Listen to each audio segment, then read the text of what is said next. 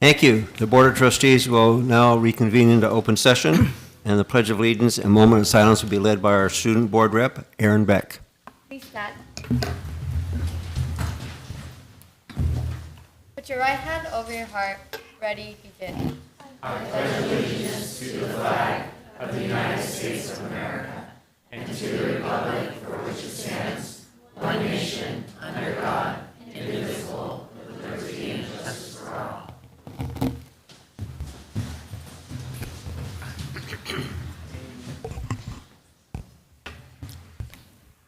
A couple days ago, on April 8th, a tragic incident occurred. The roof of the Jet Set nightclub in Santo Domingo, Dominican Republic collapsed during a live performance, resulting in at least 184 deaths and 255 injuries, being described as the worst non-atmospheric tragedy in the nation's history. Let us remember the 221 souls who were taken too soon, friends, family members, artists, and community leaders who gathered to celebrate music and life. In this moment, let us reflect on the fragility of life, the importance of community, and the enduring power of love and remembrance.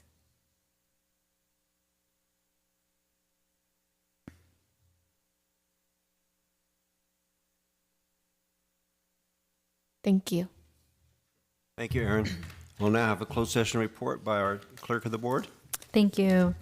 4.1, no report of action taken regarding public employee performance evaluation superintendent. 4.2, the Board of Trustees, by a vote of 5-0, approved the settlement agreement in Orange County Superior Court case number 30-2023287-CU-PO-WJC. 4.3, the Board of Trustees unanimously approved the settlement agreement in OAH case number 20241200053. Resolving all due process issues by providing an independent educational evaluation and other reimbursements. 4.4, no report of action taken regarding negotiations. 4.5, no report of action taken regarding personnel.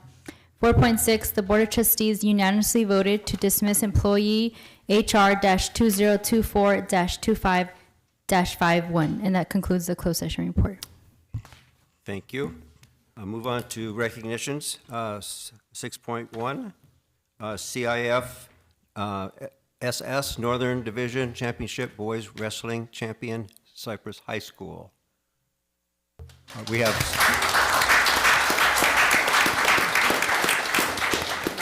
some people in the audience, and we're going to make some presentations.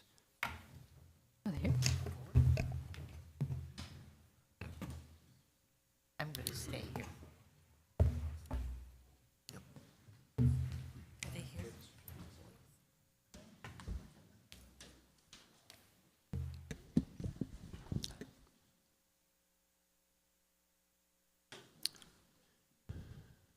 So, for Cypress High School, Vince Partington is a senior at Cypress High School.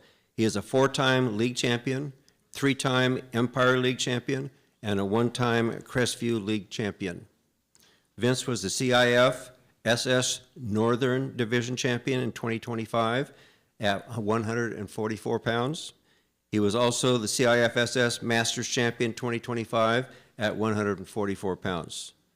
Additionally, he was a 3-time Masters participant, 2-time state participant, and 2025 CIF State Wrestling Meet quarterfinalist. All this while maintaining a 3.57 GPA. Vince has obtained an athletic scholarship to Vanguard University, where he intends to continue wrestling. Congratulations. You want to come forward, Vince?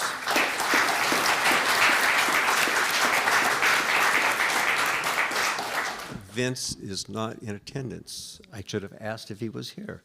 Okay, we'll move on to the next. Liliana Balderas, is she in attendance? Oh, she is here. Oh, very good. Congratulations. Why don't you come forward? Liliana Balderas is a junior at Anaheim High School. She holds a career record of 102-8 with 68 wins coming by way of pins. Liliana is a 3-time Orange League champion, 3-time CIF champion, 3-time Masters champion, and 3-time state placer placing second and third. She was named the Orange League MVP for girls wrestling and first team all-county by the Orange County Register in 23, 24, and 25. She led her team.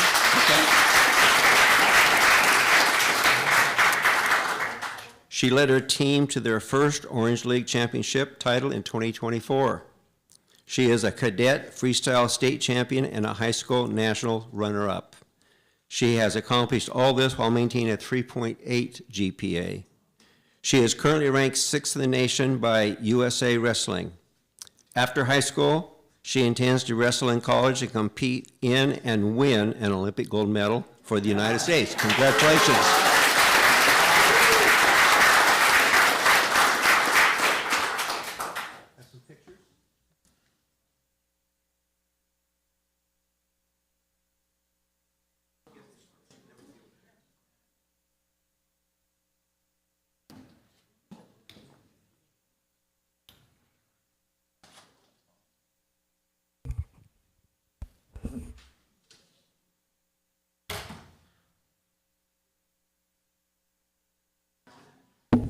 That's your dad. Hey, Dad.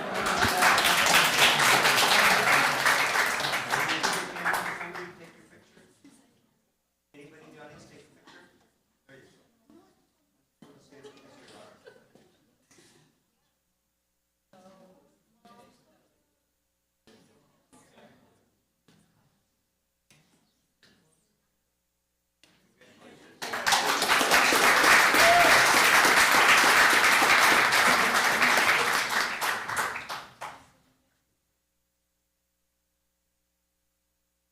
Did Vince Partington come in? Nope. Okay, we'll move on. Division 5, Division 6 CIF Girls Water Polo Championships, champions Anaheim High School.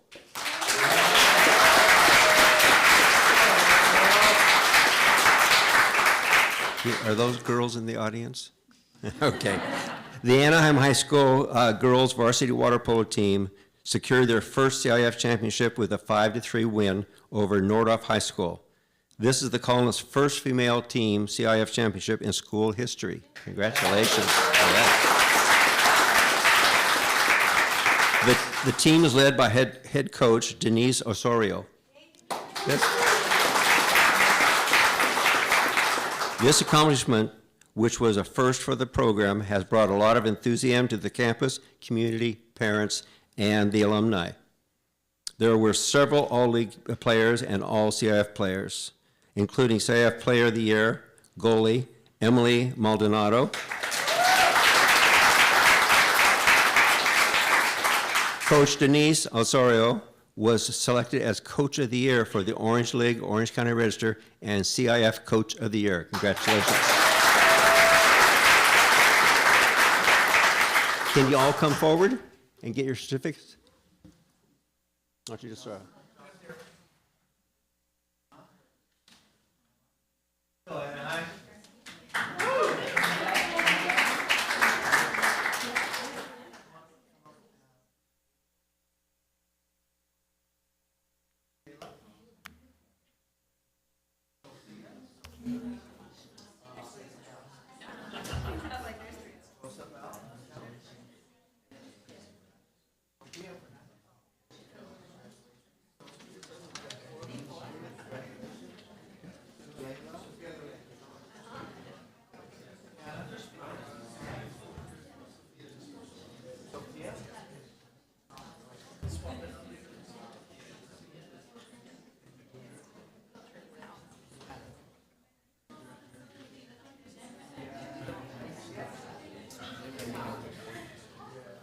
Yeah. Ron? You guys take the picture, put the board on the top step, and then move them back so that way you guys can be seen. Yeah. Okay. Board, Henry, board, stand up on the top. Board, put on the top here.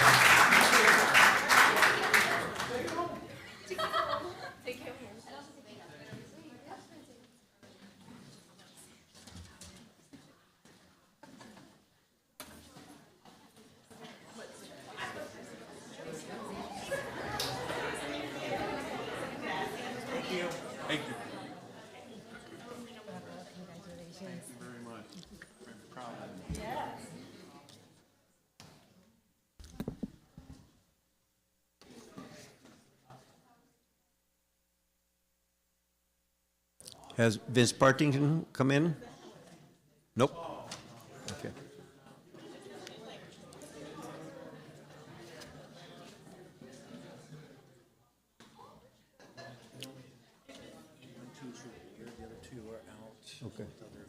Okay. Okay.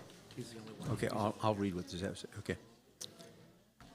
Okay, Anaheim Union High School District Teachers of the Year. The Board of Trustees would like to recognize the Anaheim Union High School District 2024-25 Teachers of the Year.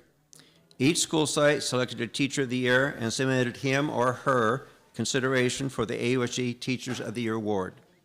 A committee then had a very difficult challenge of reviewing the nomination letters for each of these outstanding teachers and selecting 3 district teachers of the year who exemplified the best of the best. These 3 teachers will now be considered for the Orange County Teachers of the Year recognition program. Finalists will be honored at an award ceremony in November. We have a few teachers that are not here, but I will read what it has to say here and then recognize the one that is here. First is Joseph Ihara, Western High School. His subject is world language, Japanese, been with the district for 27 years. And his special contributions, he creates a strong sense of community. He builds rich cultural connections and deepens student engagement. Beyond the classroom, Joe has coached the basketball team for over a decade, dedicating countless hours to nurturing his players as respectful young men and leaders on campus. His innovation, creativity, and organizational skills shine through his work in designing immersive experiences for visiting international students and supporting large groups of international visitors, over 150 students at a time. Collaborating with teachers across the disciplines, Joe ensures these students gain a deep understanding of our 5 C's and cultural practices. Joe's vision, dedication, and ability to bring people together are nothing short of extraordinary. He goes above and beyond in every aspect of his work, leaving a lasting impact on students, colleagues, and the entire school community. Congratulations, Joe.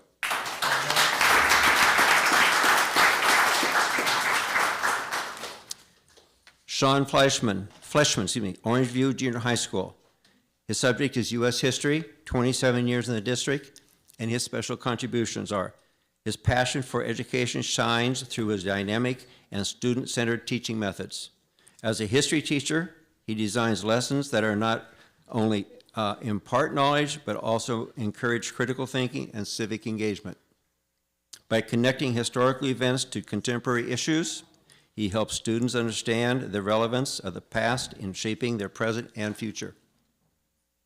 Sean is a pioneer in bringing new programs and opportunities to the campus. He was instrumental in launching Orangeview's first ever community schools program, a transformative initiative that has strengthened the connection between our school and the surrounding community. In his first year as a community schools teacher lead, Sean helped implement a health grant that promoted vaccinations of all kinds to members of our community. He embodies the qualities of an exceptional teacher, leader, and community advocate. His tireless efforts to inspire students supports his colleagues and enhance the Orangeview community. Congratulations.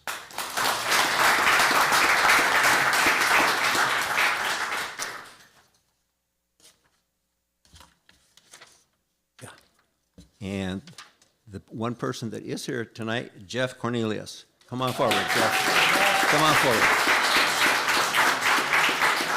Jeff is from Ball Junior High School. He teaches science, 26 years in the district, and his special contributions. Mr. Cornelius creates an atmosphere of joy and excitement that makes coming to school memorable, whether it's through creative assemblies, engaging lunchtime activities, or school-wide events.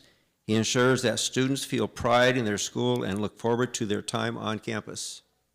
His leadership as ASB director with over 25 years of experience at 2 schools has fostered a culture of inclusivity and connection that leaves a lasting impression on students and staff alike.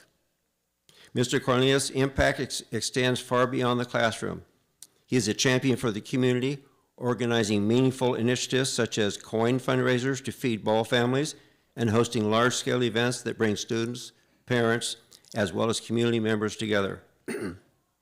His work reflects a deep compassion for others and a commitment to addressing real-world needs, making him a role model of service and leadership. His creativity and enthusiasm shine on every project, from developing engaging lessons to adding fun and energy to teaching teacher meetings. He leads by example, showing what it means to dedicate oneself fully to students and colleagues. Congratulations, Jeff.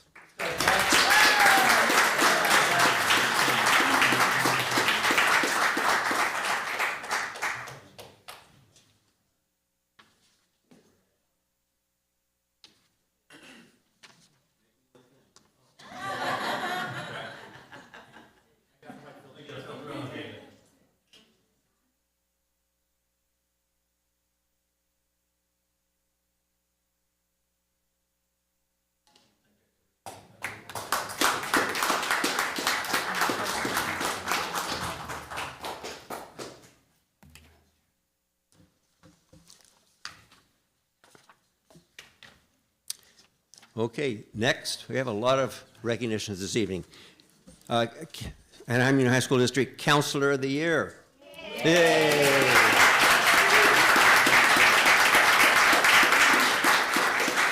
Oh, he came up, I haven't even announced his name yet. How did that happen? Oh. Okay, the words received, we'd like to recognize the Anaheim Union High School District 2024 Counselor of the Year. Nominations are submitted by past and present students of AUHSD, as well as families, staff members, and community members. A selection committee then had the very difficult challenge of reviewing the nominations and selecting District Counselor of the Year, who exemplifies the best of the best. Helen Chan of Kennedy High School. You don't look anything like Helen. Okay, then we'll have to go with Michael Seltzer. Okay, Gilbert High School. 27 years, AUHSD. Special contributions include Mr. Seltzer has been dedicated to his work and to the development of so many counselors. He has been a mentor to the teams and a reliable resource to many counselors in the district. He does a great job when working with students and parents, and his approach is always supportive, caring, and holds students accountable in the most supportive way. He consistently works to advocate for all students, families, and counselors in the district. He has made an impact that stretches far and wide across Anaheim, touching the lives of all he encounters. Congratulations, Michael.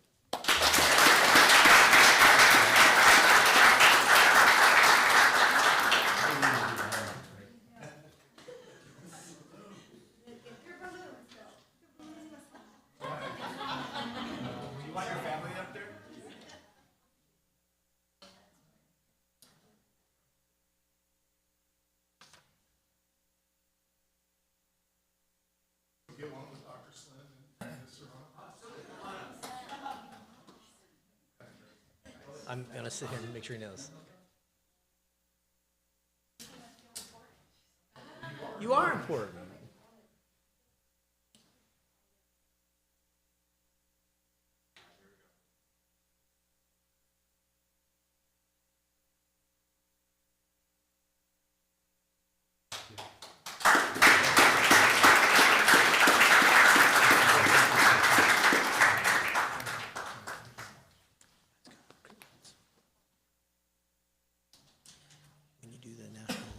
Certified, just so you know, her name is said Hasey. Hasey? Okay, thank you.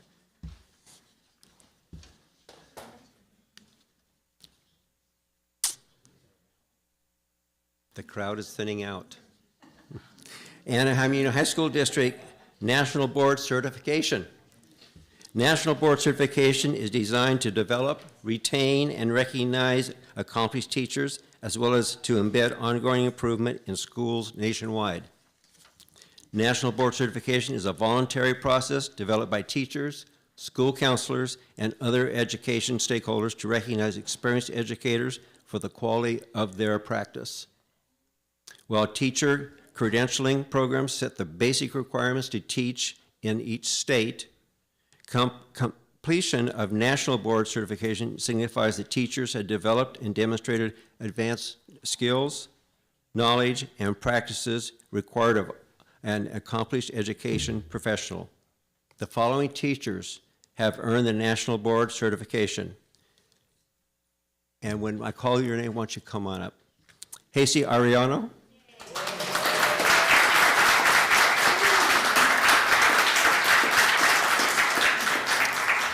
Hasey is a curriculum specialist for ethnic studies. She has been a teacher with the district since 2013.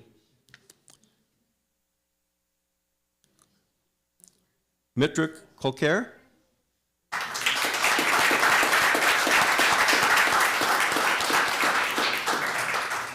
Mitrik is a science teacher at Kennedy High School. He has been a teacher with the district since 2005. A couple people are not here, I believe, but I will read their names. Russell Day. Russell is a CTE teacher at Lexington Junior High School, and he has been a teacher with the district since 1997.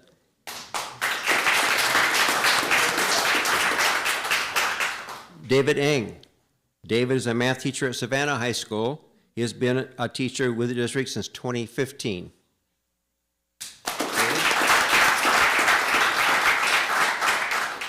Helen Goldsmith.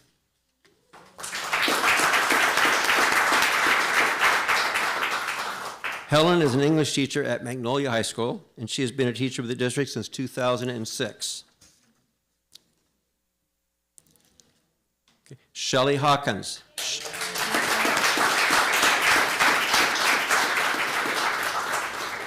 Shelley's a health teacher at Cypress High School. She has been a teacher with the district since 2007.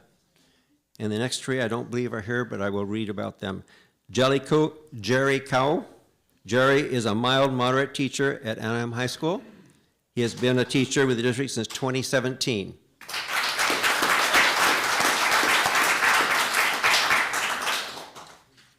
Cassie Spencer. Cassie is a teacher since at Cambridge Virtual Academy. She has been a teacher with the district since 2002. And the last is Taylor Thorne. Taylor is an English teacher at Magnolia High School. She's been a teacher of the district since 2018.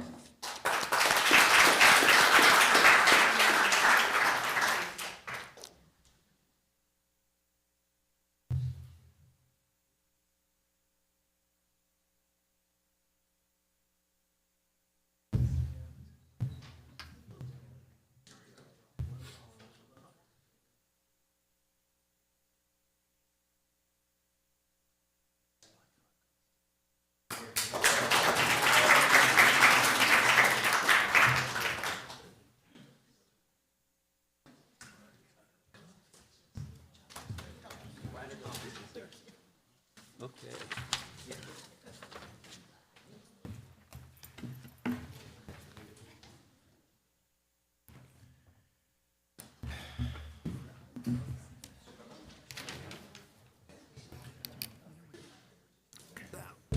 That's quicker than I thought it was going to be. We could be upstairs. Okay. Look at you. Absolutely. How many hours does it take to get to that national? I don't know. How many hours does it take you to get the national board certification? Full 100%, 2 years. 2 years? Wow. Wow, thank you.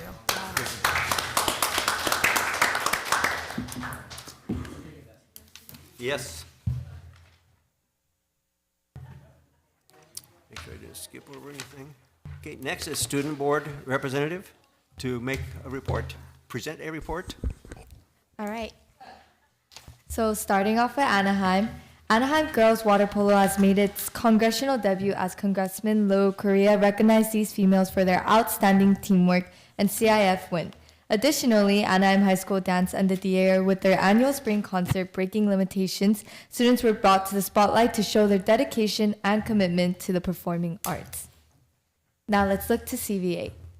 CVA's highlight is regarding their clothing drive in which they are collecting clothes to give back to the community. The distribution will be held in April. Another highlight was their trip to Cypress College for seniors. Seniors from CVA luckily had the opportunity to go on a field trip to Cypress College, and it was a step into their professional journeys. Now for Cypress. Their highlight was their Centurion Games, a school-wide fundraiser to raise money for the oncology department at Chalk Hospital. In total, they raised over $3,000. Upcoming, Cypress has prom, the senior capstone, and every 15 minutes, all approaching soon, so stay excited for that. Now let's look into Catella. For Catella's Arts Week was a huge success.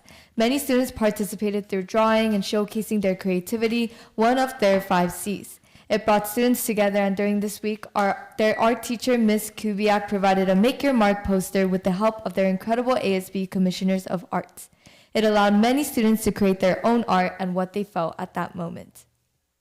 Now moving on to Lorea. Next for Lorea, on April 2nd, 2025, Lorea High School hosted its annual International Night in the Gymnasium, an event that brought students, families, and staff together to celebrate the rich cultural diversity of the school community. Students from various backgrounds proudly showcased their heritage through traditional clothing, music, dance, and cultural displays. Schools from across the district also participated, making the night even more vibrant and inclusive. Now moving on to Kennedy.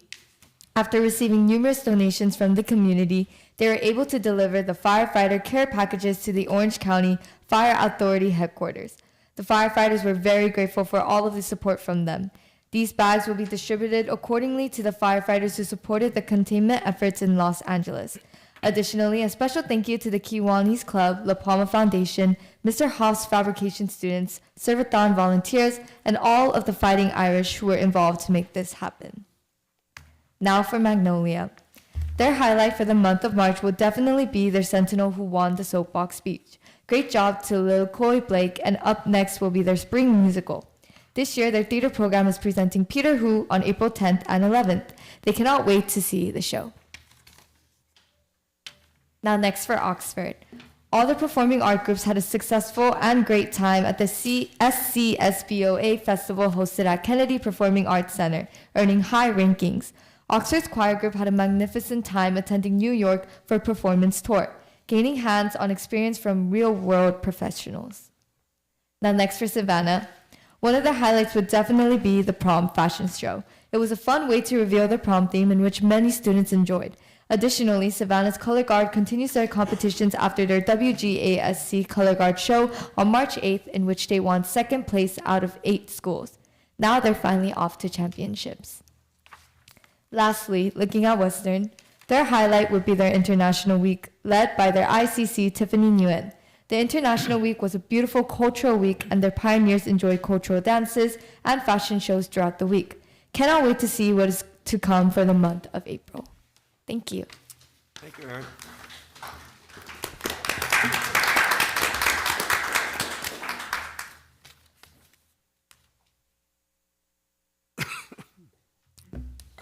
Next, we have student speakers. We have one student in the audience request to speak. Samara Goodheim. Come to the podium there.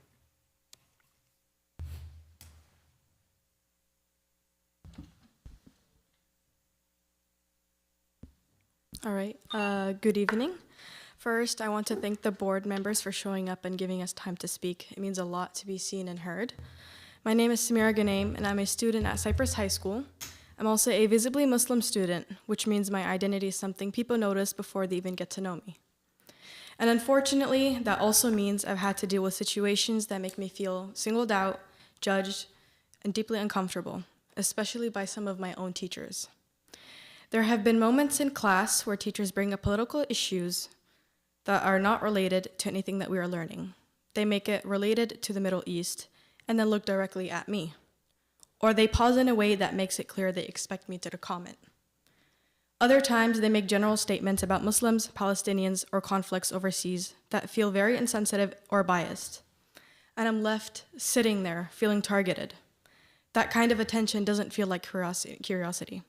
It feels like I'm being provoked, like I'm being used to start a conversation that I never asked to be a part of. And in those moments, I don't feel like a student.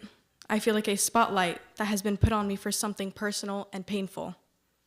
I'm at school to learn, to grow, to explore new things, and to feel safe asking questions and making mistakes. But instead, There are times when I feel like I have to be on guard just because of who I am and how I look.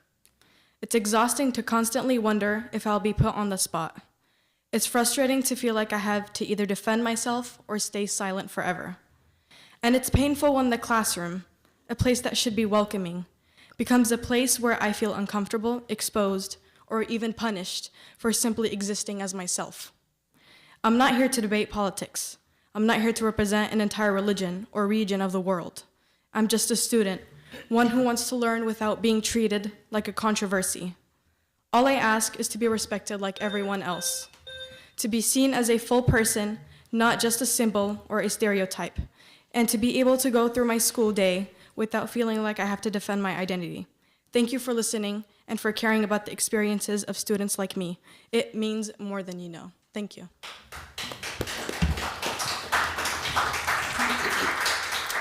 Samira, thank you very much for coming to the board and having the strength to come and view or express your concerns. We all appreciate it. We take it very much to heart. So thank you very much for being here. Okay. Moving on to reports of associations. I'd like to first recognize some association members in the audience. We have Jeff Morgenstern, ASTA president. I believe Tony Quash from CSEA. You're there, okay. Lazy Monger from APGA. Jennifer Sasai from ALTA. And Dr. Leah Hallstrom from ROP. Thank you very much for being here. Lauren Klasker, where is she? Ah, okay, thank you. Thank you. The board member from Fulton Joint Union High School District. Thank you, Lauren, for being here. Oh, okay. So, first off, Mr. Morgenstern.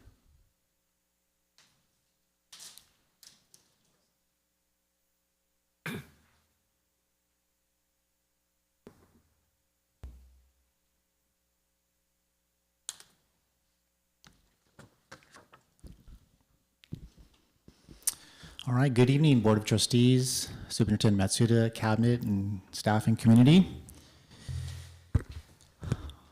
What a difference a year makes in so many ways. I'd like to begin tonight by acknowledging the collaborative effort of the Board of Trustees, District Cabinet, and the ASTA Executive Board to continue together down the path of healing by committing to no layoffs for this school year. I think there was a collective sigh of relief when March 15th came and went.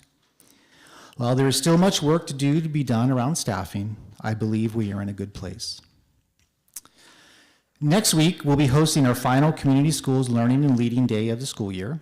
I'm excited to share that Becky Pringle, the president of the National Education Association, will be here in Anaheim to attend our Community Schools event on Wednesday, April 16th. I would like to invite all of our trustees to join us to not only meet the president of the largest labor union in the world, but also to see what we've been sharing with educators and community members from across the state and nation. Excuse me, what was the date on that? Wednesday, April 16th, so it would be next Wednesday. At time? From 8 to 3 in the La Palma room. Yeah, it's our last learning leading day of the year. Unfortunately, this month doesn't only bring good news. As we have all seen, public education is continuing to face new challenges. From the shuttering of the Federal Department of Education to the real possibility of losing Title I funding, we see a growing effort to remake our society through force. These efforts are antithetical to what we do here in Anaheim Union. They violate our core values and seek to disenfranchise our school community. It is beyond frustrating because we realize that often we have little or no control over these vengeful efforts. I encourage us to shift our focus onto things we can control, here in California, here in Anaheim. Soon we'll be facing the expiration of Prop 55 funding. For Anaheim Union, this would be an annual loss of $50 million. I think back to Dr. Nian's budget presentation last month. How could we absorb that size of a loss and not make drastic cuts in everything we do? Our students and our school community would suffer irreparable harm. We can't wait to begin to work together to keep this from happening. The California Teachers Association has a goal of 85% of its members to sign a petition to qualify a proposition to extend, or if the political climate is right, to expand funding for public education in California. That's an ambitious goal for CTA. And I like to think what would happen if all Anaheim Union teachers, staff, leadership, students, parents, community members, and all of our friends and family use their voice in the 2026 election to protect what we've been able to accomplish here in Anaheim. We need to take the lead in a countywide effort to protect public education. How do we protect it? We secure the necessary resources at the ballot box next November. California ranks 33 out of 50 in per pupil spending, and we spend thousands less per pupil, it's a tough word, than the national average. How can the world's fifth largest economy not even spend the national average on its students? We can't wait to address the chronic lack of funding of our public schools. Securing these resources is only the first step. We need to apply those resources to the righteous yet reasonable budget priorities that I shared last month. Our bargaining team is prepared to begin this process tomorrow around class size guarantees, and ASTA members will be actively engaged in their support. It takes people, good people, to support these essential priorities so our schools are well-staffed, safe, and stable. All of our Anaheim Union employees are those good people.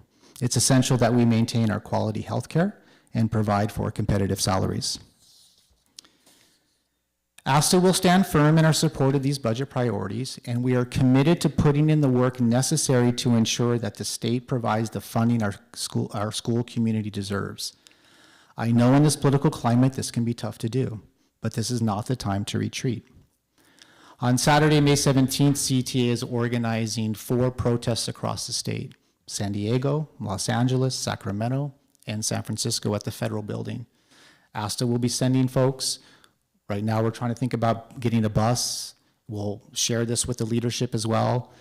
Tens upon thousands of educators are going to come out, families and allies, to push back on the federal government's effort to destroy public education as we know it. The struggle is real. We would ask that you please join us in that struggle. All right, thank you. Thank you, Jeff. Next, Tony Quash.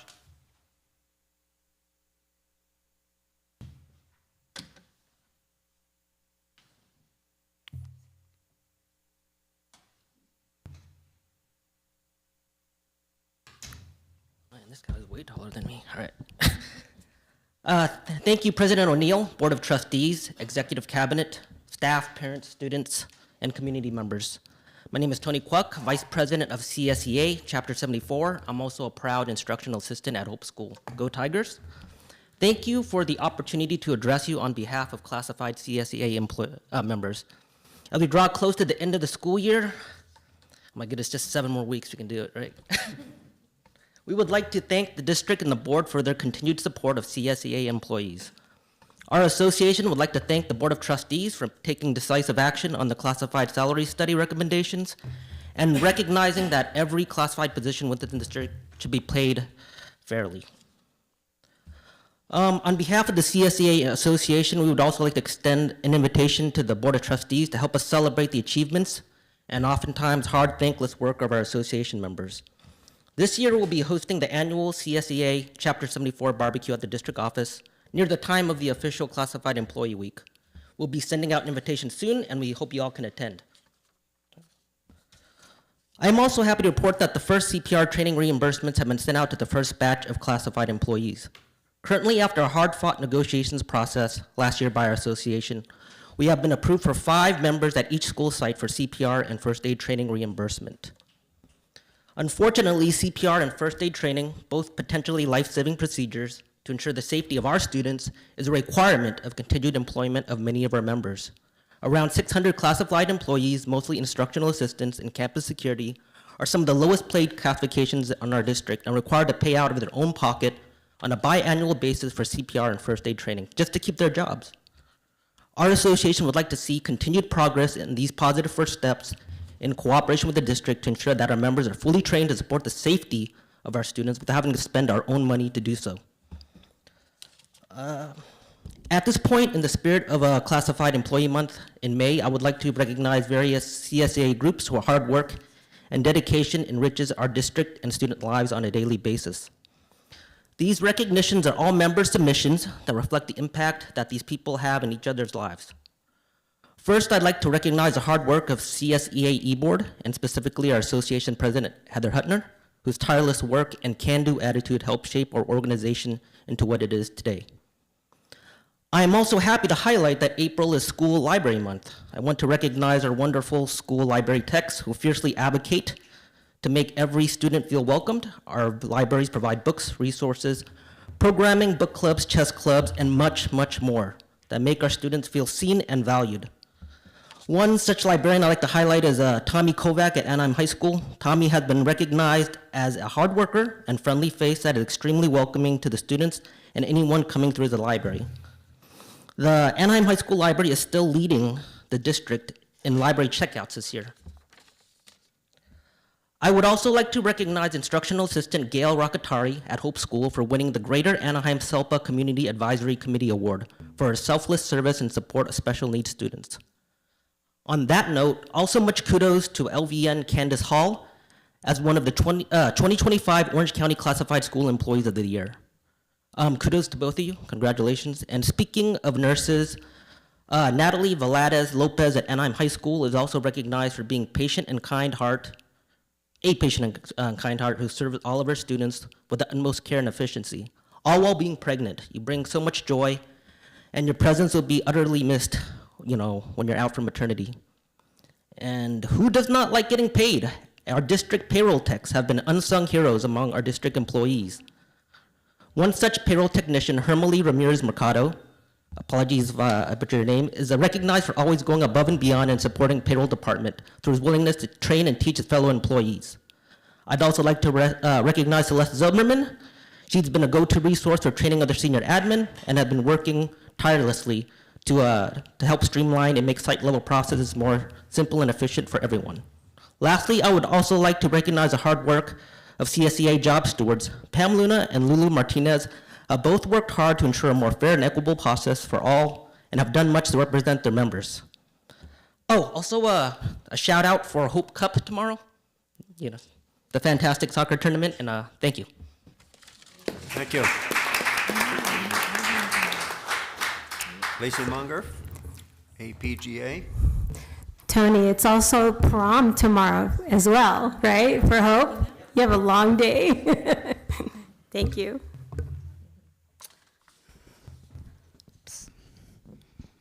There we go. Okay.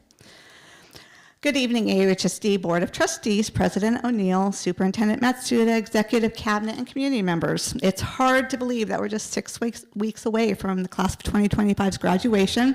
It feels like only yesterday I was sharing that counselors had successfully registered over 27,000 of our students. Each month, APJ aims to highlight the impact counselors have on students in the AUHSD system as a whole. And while reflecting on that, I started thinking about what APJ actually stands for, which is Anaheim Personnel Guidance Association.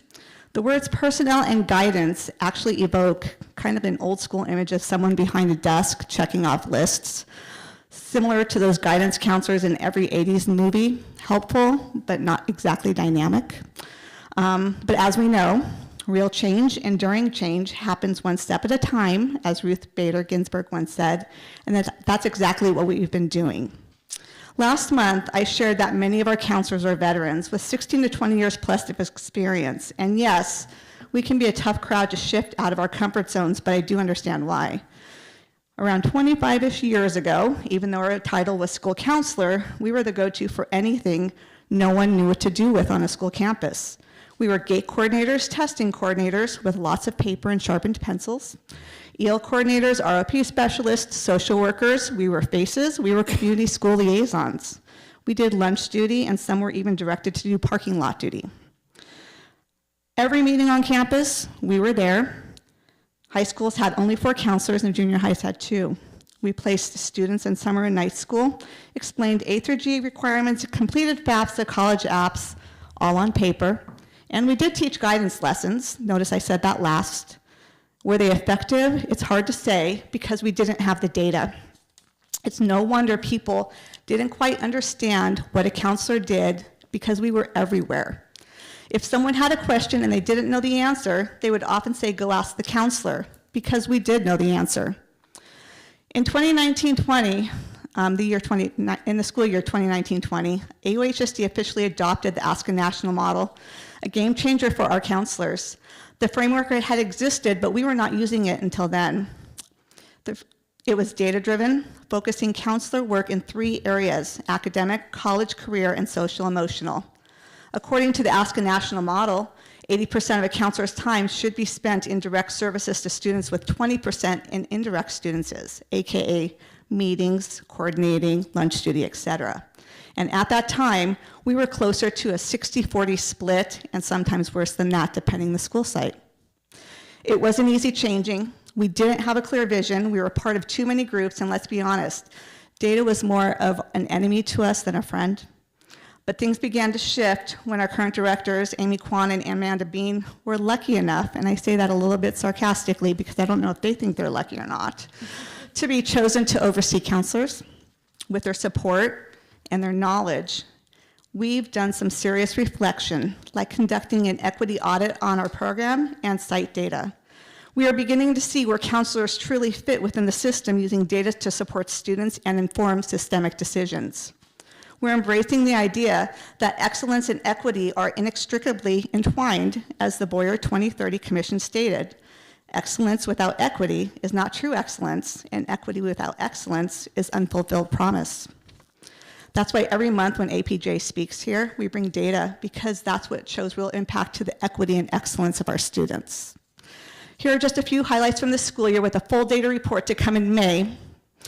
At the start of the year, all students completed a universal needs assessment. Counselors then tailored supports to meet their site-specific needs. Lowera High School delivered lessons to 9th and 10th graders on communication styles.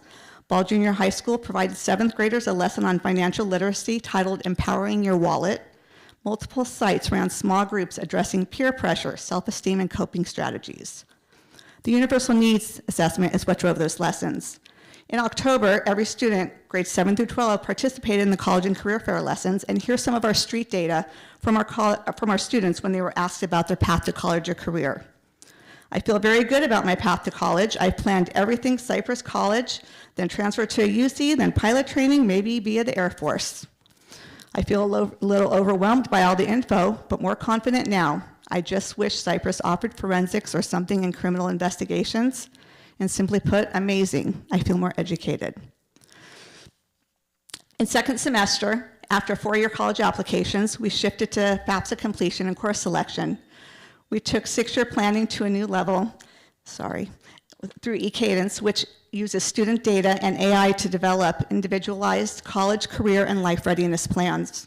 And now in April, we're wrapping up FAFSA and 6-year plans and preparing for our senior exit survey.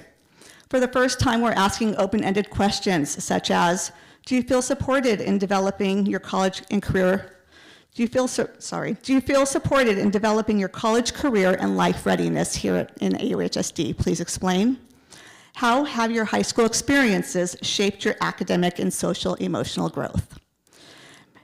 If we do not ask these questions to our students about what they need, how can we expect to give it to them? And as Maya Angelou wisely said, do the best you can until you know better. Then when you know better, do better. Before I end, I do want to acknowledge that the quotes I used from Maya Angelou and Ruth Bader Ginsburg came from a very important source. They came from our AUHSD students who were asked on their college and career fair reflections to share a quote that inspires them. We have some deep thinkers in our district, and without this data, we would have a more difficult time showing it. Thank you. Thank you. Dr. Zasai? Good evening, President O'Neill, Board of Trustees, Superintendent Matsuda, Executive Cabinet, students, families, and our school community joining us both in person and online. As we continue the final quarter of the school year, we find ourselves in one of the busiest and most exciting times. While we celebrate the accomplishments of this year, we are also preparing for a strong and successful start to the next. Across our school sites, staffs are working on master schedules, holding capstone showcases, and welcoming families to open house events. We want to take a moment to acknowledge and thank our dedicated site personnel for their hard work and thoughtful planning that make these meaningful student experiences possible. LCAP season is in full swing, and we look forward to our final convening of the year on April 24th. This past Saturday, all AUHSD schools came together to showcase innovation, creativity, and talent at the district STEAMapalooza held at Magnolia High School. From robotics and engineering displays to visual arts, culinary creations, and student-led science experiments, our students had the opportunity to shine in front of families, community members, and industry partners. It was a vibrant celebration of 21st century learning and the power of student voice, with every school demonstrating the incredible work happening across our district. At Loera High School, a strong college-going culture is being cultivated by ensuring that every class visits at least one college campus annually. This week, the freshman class visited Cal State Long Beach, completing this year's series of college field trips, which also included Fullerton College for the seniors, UCI for the juniors, and USC for sophomores. On April 2nd, Loera hosted a vibrant open house and International Night celebrating student learning and cultural diversity. Savannah High School recently launched its first ever Rebel Talks on Saturday, March 15th with outstanding success. 13 alumni returned to campus to share their journeys, offering insight and encouragement on their high school success, college readiness, and career pathways. Culinary arts students prepared and served a delicious breakfast, showcasing their skills and adding a warm touch to the event. It was a meaningful day of connection and inspiration. Western High School had the honor of hosting 144 students from Tokyo, Japan, their largest visiting group to date. This meaningful cross-curricular experience was shared between the guests and Western's level 3 and 4 Japanese language students, creating an opportunity for connection, learning, and cultural exchange. A special thank you to Mr. Joe Ihara, the Japanese world language teacher who led this effort in collaboration with a dedicated team. Together, they created a rich and engaging experience for all. Western is proud to continue building global connections. At Cypress High School, the biannual Every 15 Minutes program was held this week in partnership with parents, community leaders, the City of Cypress, Cypress Police Department, CHP, OC Courts, the Coroner's Office, Morgue, and Forest Lawn. This powerful and emotional program provides juniors and seniors with a sobering look at the consequences of impaired and distracted driving, promoting awareness, accountability, and empathy that can truly save lives. In closing, thank you for your continued support for our schools and our remarkable students. Thank you. Thank you. Thank you all for your reports this evening. Next, we have a parent-teacher student association. Anybody from a PTA? Nope, not here. Okay. Next, we have a presentation, Specialized Academic Instructional SIA Model. Dr. Freed. Yes, it gives me great pleasure to introduce our Director of Special Youth Services, Lauren Klasker, who will lead us, I know, with a colleague, through the great work that's happening out of SYS. It's actually, I know they're going to talk about the SII model, but I think they're going to talk about some other key initiatives that are having significant impact on student achievement in our district. So I'll turn over to Lauren. Thank you. I've never had to move the microphone up before. This is really exciting. Okay, thank you, Dr. Sasai. President O'Neill, trustees, Mr. Matsuda, cabinet, thank you so much for allowing me to speak tonight and to share a little bit about the exciting work that we're doing in special youth services. So I want to just quickly start with an overview of the leadership team in SYS. So I'm Lauren, the director. My coordinator is Tess Melendrez. She is out right now. She had a baby last weekend, so we're very excited for her. And filling in for her in the interim position is Shay Polito. And the other coordinator who works with me on the leadership team is Christy Gutierrez, who is the coordinator who oversees educationally related mental health services and our school psychology team. So I just wanted to give you a little overview of the things we're going to be touching on tonight. I want to just help you guys understand a little bit about the structure of SYS, and then we're going to touch on some of the key initiatives that have really been driving the work that we've been doing in SYS. And then I have some exciting news to share with you. So a lot of people don't realize how big SYS is. And so I really wanted to start out by highlighting how many people report directly to SYS. So we have 142 people. I swear I did not do that. Okay. All right, so I'll just talk a little bit about that. So we have everything from program support secretaries, who we could not live without, program specialists, speech and language pathologists, school psychologists, and all of the other people that you see over there. So 142 people directly report to SYS.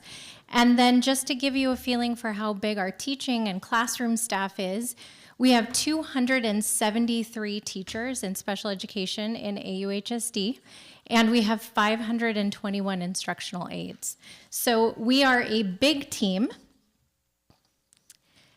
And I want to jump into the work that we do and kind of highlight a couple of things. So there are a little over 26,000 students in Anaheim Union High School District, and we have almost 4,000 students with disabilities. So it comes out to about 14.8% of our student population. So as you can see, we're not a small group. We serve a lot of students. And just to highlight the students that we are serving, there is a continuum in special education of supports and services. And it starts in the general education classroom, where we have students who don't need any classroom support. We have students who are in general education, but they have the support of an instructional aide in their classrooms.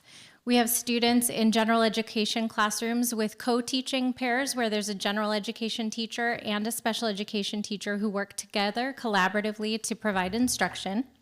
We have our mild moderate SDC classrooms, which are students who are in our mild moderate criteria and who are working towards a diploma. We have our moderate severe SDC classrooms with students working towards an alt pathway diploma, and I'll talk a little bit about that in a couple of minutes. And then we have a small subset of students who will earn a certificate of completion at the end of their time with us. So we have students with a wide variety of needs that we serve every single day. Last year, we held 5,980 IEPs in our district. About 3,400 of them were held at the high schools, about 1,800 of them held at junior highs, and close to 700 of them were held at our alternative campuses, which includes everything from Hope to Oxford and CVA and Gilbert. So we are busy all of the time. So I want to take a minute and talk about some of the initiatives that we have been working on for the past couple of years in SYS, which are really the focus and the drive for everything that we do. So a few years ago, we developed what we called an IEP audit. It's done in the first quarter of the school year, and it's an opportunity for the junior highs and the high schools, the feeder pattern, to come together, and they actually sit down in groups and analyze every student's schedule, every student's IEP, and they have criteria that they're looking for when they do this. They want to make sure that what's written into the IEP matches the way that the student is scheduled. They're looking to see if students are given the right sequence of classes, they're not repeating things, they're on track to graduate. And it's been a really, really helpful tool for sites to really look at their own practices and procedures. So the site analyzes their data that comes out of the IEP audit, and then they actually present to us what they find. And through this data analysis, they look at their practices and they identify a key area that they want to focus on for that school year, which is why we do this work in first quarter, so that they have the rest of the year to focus on whatever it is that they've identified through reflection is the area of growth they want to focus on for that year. And this whole effort has really helped to increase compliance in our practices and making sure that we are providing students with the right courses and making sure that their IEPs match what they're getting. Another thing that we've implemented is the alternative pathway to diploma. So this is a new California law, and it was actually developed by parents of students who fall into our moderate to severe category of students. And they felt so passionately that they wanted to ensure that their students were getting the same access to curriculum and instruction, that they lobbied and created this law that provides almost a mirrored version of what our traditional diploma track students are getting. They have to earn 130 credits. They take math, English, history, and science. They take VAPA courses, visual and performing arts courses, and they have a full scope and sequence of classes that is very reflective of what our traditional diploma track students earn. They use a modified curriculum, so it's accommodated to meet their educational needs and abilities. And we are the first district in Orange County to completely implement the ALT pathway to diploma sequence. And we're actually, through one of our amazing program specialists, working with other districts to help them with their implementation of it. So that's been a big push for our moderate to severe classes this year. All of our special programs have implemented that this year. Another thing that we've been working on and has been a focus for the past few years is our master schedule building process. And I feel so honored to work in a district that really values all students and means it when it says all students. Because what we've done is we actually build the master schedule for students with disabilities at all of our sites first. It's the first part of the schedule that's built. And that helps to ensure that all of our students have access to the courses they need. Priority is given to co-teaching pairs to make sure they have common conference periods, that the schedule is built in a way so that students aren't accidentally scheduled out of having options for electives and things like that. And it really has changed the whole process of how we serve our kids. If we look at the master schedule as the way that we provide equity to students, we have really placed our students with disabilities front and center by changing our process of master schedule development. We also have really been focusing on increasing student voice, which across the board we have in this district, but we have been really focusing on helping our students with disabilities to have their voices heard in course selection, making sure that they have access to the CTE pathways, to the electives that speak to them and are motivating for them. And that includes our moderate to severe students. We want to make sure that their voices are heard as well, and we're not making choices for them. So that's really been a focus in our master schedule building process. So another thing that the master schedule does is it actually drives our staffing. So what we've done is we have created a form that all of our case carriers complete. And they complete this form outlining what courses a student needs on that continuum that I was describing to you before, how much support they need, whether they need a co-taught class or an SDC class. And we then count how many course requests there are, and then we develop sections for that. And so we've changed our staffing to really be based on that. It used to be that we had a certain number of teachers, and kids got what we could give them based on the number of people we had available. Through this shift in the master scheduling building process, what we've really done is made sure that we have enough staff to meet all student needs rather than trying to fit the student needs into the staff that we had available. And that's a huge shift, and it may not sound big, but for our kids, it's huge. So the next thing I want to review with you is our SAI model. So we are in year 2 of full implementation of our SAI model. We started 3 years ago with some pilot schools that were willing to do it. Then we got some more involved and participating, and then we went district-wide. And the SAI model does not change the instruction that students are getting. What it does is change where teachers are spending their time. We used to have RSP teachers and we used to have SDC teachers, and they stayed in their various locations on campus teaching the kids that fell into those categories. What we do now is we have teachers who co-teach, let's say English 1, 9th grade English. They are in the gen ed classroom working with a content area specialist in English, delivering the instruction. Then that same teacher now goes to the SDC classroom, takes that same curriculum, those same assignments, the same projects, accommodates it to meet the needs of the students in the separate setting, and provides that same level of rigor and instruction to our students with disabilities in the SDC class. So what the SAI model did was really helping to improve the educational experience for our kids. It reduces the number of content areas that our teachers are teaching, and it allows them to become not only education specialists, meaning that they're the ones who specialize in accommodating and modifying curriculum, but also to become content area specialists too, because they're not teaching different things. We're really helping to reduce the number of content areas that they're expected to teach. Again, it's all based on the master schedule in terms of how many course requests we have. And it's really been a positive thing for our students. One of the things that we're seeing is that our teachers not only are bringing this great content into the SDC classroom, but because they're accommodating the work for the SDC students, they're actually finding it easier to help support the students in the gen ed setting as well as they work through the assignments. So we're seeing a really positive impact on both sides. Through this change in the SAI model, we've implemented progress monitoring periods for all of our teachers in mild moderate. So what this means is 1 period a day, in addition to their conference period, they have a non-student based period, meaning they're not in a class teaching. What they're using this time to do is to pull students out of class, to meet with them, to work on executive functioning skills like organization, time management, helping to make sure assignments are getting turned in and completed. They're working on IEP goal progress monitoring and completing some really required IEP-driven progress monitoring forms that they haven't had an opportunity to do before.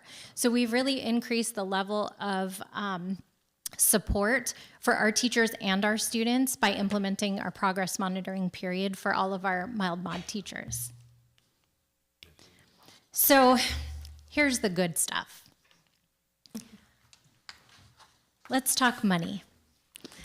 So one of the things that I want to start out by talking about is the fact that despite the state, the district, the county dealing with declining enrollment, the number of students with special needs is not going down. It's staying the same year to year, or it's actually increasing. And I think that's really important because as we go through these budget issues, as we have to tighten our belt, one of the things that is happening is our students with special needs are not only not decreasing in number, but they're coming to us with more significant needs.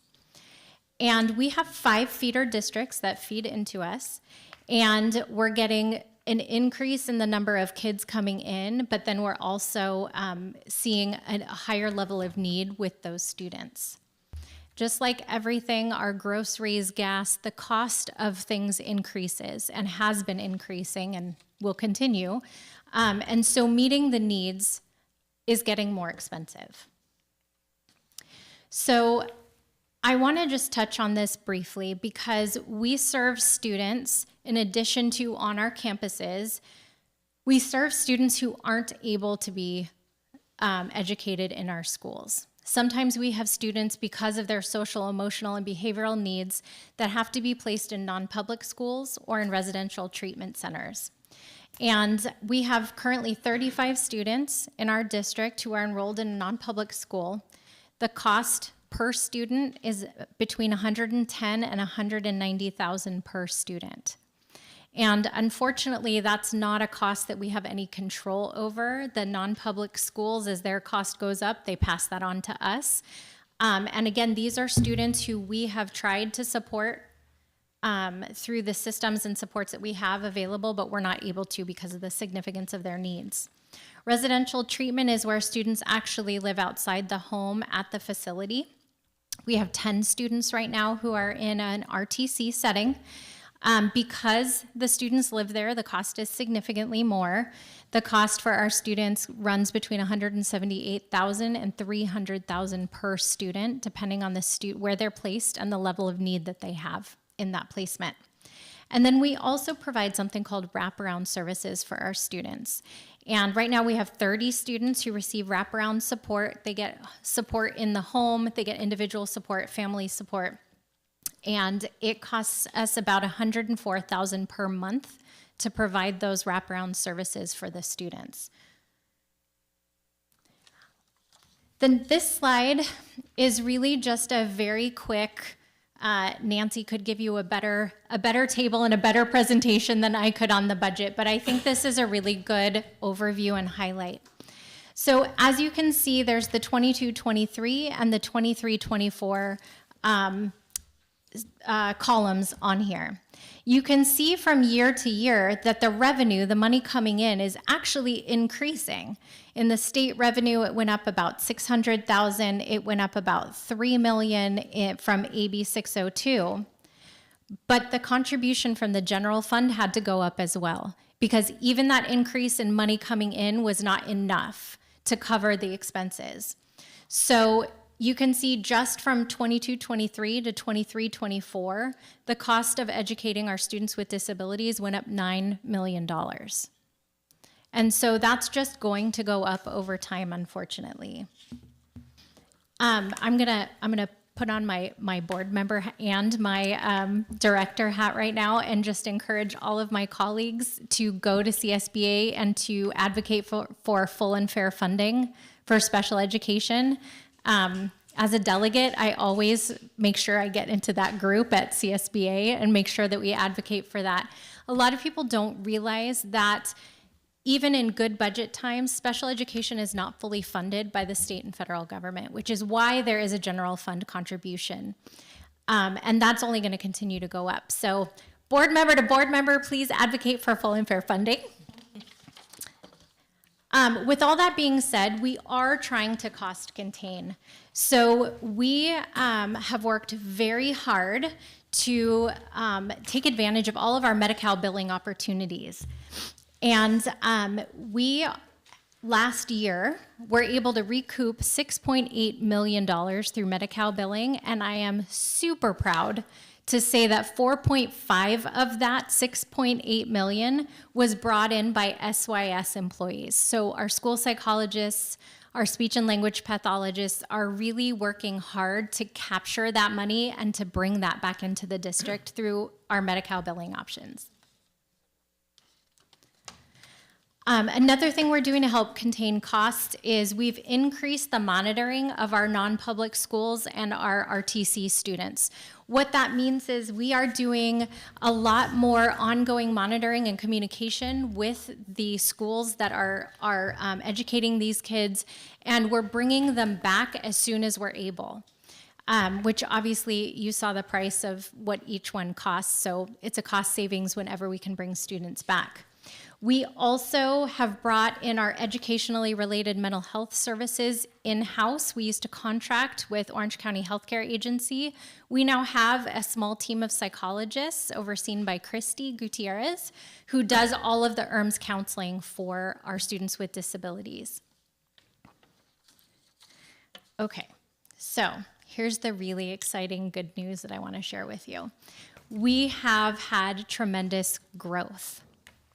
So when we went into targeted assistance with the state in 2021, you can see that our graduation rate for students with disabilities was at 65.7%, where their gen ed peers were at 89.9%. The state identified us as not being where we needed to be, assigned us an improvement monitor, and told us to get to work. So we did. And through that, we implemented our IEP audits. We implemented the SAI model. We implemented the master schedule building changes. And I am so happy to share with you that last year our SWD graduation rate was 81.5%. We raised it over 16 points in 3 years. It's huge, and I'm super proud of everyone involved in this, and it's been a process. And we actually were asked to present at the Carnegie Summit on Systems Improvement in Education earlier this month about this work, and we did, and the CDE tweeted about it, so please feel free to check that out. And the CDE has also asked us to go to Washington, D.C. to the U.S. Department of Education's Special Education Summit in August and present at a national level about this work and about the improvement that we've seen over the past couple years. So I'm really excited about that as well. So you've heard enough from me. You're probably bored of hearing my voice. So I want to bring up someone who's more important than I am. This is Francine Peralta, and she is one of our amazing teachers. She's a teacher at Western, as I'm sure you can tell from her sweatshirt. Go Pios, which was actually the first school I taught at in this district, and Brad was my school psychologist. So I don't want to say how many years ago it was, but I got a plaque this year. I'll just leave it at that. So I'm going to turn it over to Francine to talk a little bit about what all of this means on the ground and in the moment for her as a teacher, and then also for her students. Sorry, I'm going to have to pick this up a little bit. Okay, hi, good evening. Superintendent Matsuda, Board President O'Neill, trustees, families, and the AUHSD. My name is Francine Peralta, and I'm an educational specialist at Western High School. I'm here tonight to discuss the SAI model and how it's beneficial for our students and teachers alike. I started working within the district 9 years ago as an instructional assistant and now as a teacher. So I've really gotten to see how this whole program began and ended, or now it's being implemented. I've personally seen the benefits that our students have through the SAI model. For example, teachers who normally remained within the SDC setting now have access to the general education curriculum in real time. I have the benefit of co-teaching with an amazing general education teacher in English 2. I also teach the SDC English 2 class. Last semester, all the general education English classes were reading Poet X. I was then able to take the same book, the same curriculum, scaffold it, change the pacing a little bit, and bring it back to my SDC2 students. I've always loved the idea of SDC students being able to go out at lunch and talking, oh, what are you doing in your English class? What are you doing? And find out that they're all reading the same content, that they're all reading the same book. They all can have those collaborative discussions in and outside of the classroom. As a co-teacher, I'm able to provide the necessary accommodations to those students with IEPs in that co-teaching setting, and also addressing the students that have tier 2 needs. Mostly recently at my site, in my classroom, I've had three students that had IEPs in my co-taught setting come into my SDC setting. After doing new assessments, we realized that they needed to be placed. And then at the same time, I'm also able to make recommendations to other other special education teachers to let them know, hey, student A, B, and C, they're really performing high. They're meeting all the standards. They are totally able to go into my co-taught classroom. So, and I, being in both SDC and co-taught, I'm able to have that expertise. I'm able to understand the standards, and I'm able to make those recommendations to my other colleagues at work.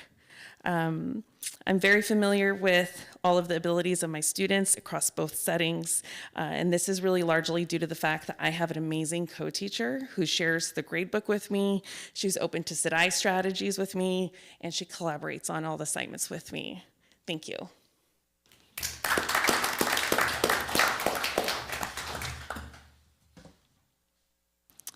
So you've already heard this quote once tonight, but I just want to illustrate another way how the work we're doing in SYS is really connected to the work that we do across the district, because this quote, which Lacey had already shared with everyone, really does ring true. Excellence and equity are inextricably entwined, such that excellence without equity is not true excellence, and equity without excellence is unfulfilled promise. And that is truly the foundation of the work that we do in SYS, trying to bring equity and access to our students and have their voices heard.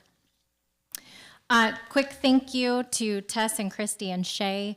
And I would be remiss if I didn't thank the SYS leadership teams that came before me, because as much as I would love to take all the credit for this, they laid the foundation that enabled us to get to this point. So Brad, Celeste, and Amy deserve a thank you as well. Carl, because he's always there and always giving me advice. And none of this could happen without the teachers, the instructional aides, the nurses, the health techs, the speech pathologists, everybody who I'm not naming, but please know you're in my heart and I'm thanking you, because without them, this doesn't happen. So I just want to thank you. I want to apologize to my fellow directors because clearly I did longer than 10 minutes and I'm sorry. I'm sorry. I know it's a thing and I failed. So thank you and I'm sorry. And then I just want to thank the board and ask if you have any questions for me. Ms. Smith, do you have anything? No? Okay. Appreciated and enjoyed. Ron? Thank you. Lauren, can you explain to the audience what wraparound services are? Sure. So we have students who have social emotional needs that impact their ability to come to school, function at home, function in the community. And what wraparound does is it is a service delivery model that literally wraps around the student and the family. So they receive in-home counseling. They have a parent partner who helps to guide the parent in being able to support their student. There's a student partner. There's a therapist that works with each of them. Sometimes the wraparound services can even be there in the morning to help a student get on the bus. It's really about meeting a student and a family with significant needs where they are and to help guide them and give them skills. But it's expensive. Emery? Hi, Lauren. Thank you. Fantastic presentation. Thank you. Could you tell me about how, on average, how many So that's a great question, and it really is variable. We have students who have 1 to 2 goals. We have students who have 10, 12 goals. It's really the IEP is really based on student needs. So every 3 years we do an assessment, and based on that, we identify what the needs are, and we build a goal for each of those needs. Each year, hopefully we're making progress and moving to the next level of that goal. And then hopefully at the next assessment, we're able to take some things off because they're not needs anymore. So it can change year to year. It can change every 3 years. It depends on the student and their need. in your presentation, you mentioned, but did you include fly-ups? So I did not include fly-ups in the number of IEPs that we held, and thank you for bringing that up. I didn't even go there because I'm not even sure how I could count that over the past couple of years. So our fly-ups, for any board members who aren't sure, is the term we use internally to refer to our incoming students who are flying up into our district. Our program specialists dedicate weeks, months, I'm going to be honest, of their time trying to support the sites and going out to all of our feeder elementary schools and holding individual IEPs with those incoming 7th grade families to explain what junior high looks like, talk about programming, and make an offer of FAPE for them. So no, that's not even in that almost 6,000 IEPs.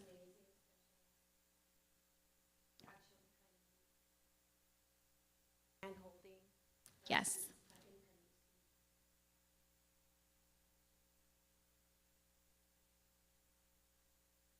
A lot of folks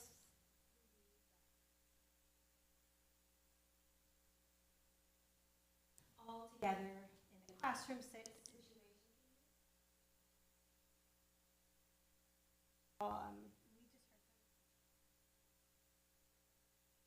Mm-hmm.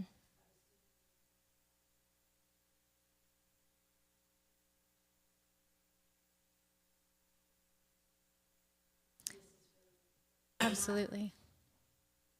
Corralling I heard yesterday it was It's the 50th anniversary of IDEA.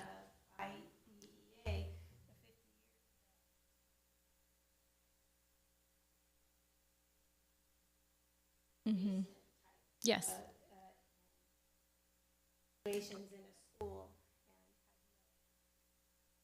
Yeah, absolutely. And it is amazing how far we've come in 50 years, considering we had, at that point in time, students with disabilities were not entitled to a public education. They were lucky if they had any access at all to a school setting. And now we're driven by something called least restrictive environment. So our job is to find the environment that is the least restrictive for a student based on their individual needs, where they can successfully access their learning. And that looks different for every single student, which is why we have that continuum that I talked about at the beginning. Because the least restrictive setting, a lot of people think, well, that's the gen ed classroom with no support. And for some kids, yes, absolutely, but not for all kids, which is why we have separate settings, which is why we have various levels of support within the gen ed setting, because for every student, that least restrictive setting where they can successfully access their learning, it looks different. So that's why we provide the continuum. And within that continuum, we were creating differences in what we were giving to our students. And I don't mean just us in Anaheim Union, just as a system.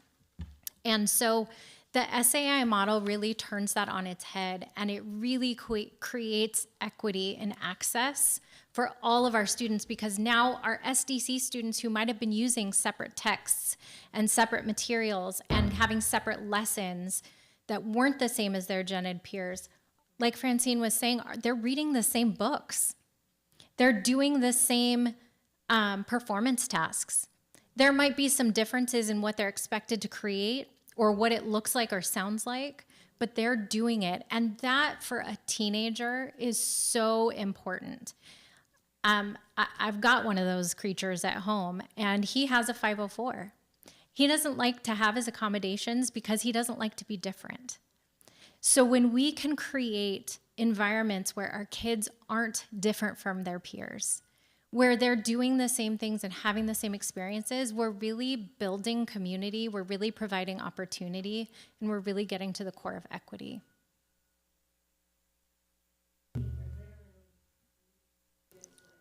Mm-hmm. Oh. Let's turn my mic on. I heard you. It's okay. Okay. Who were our first sites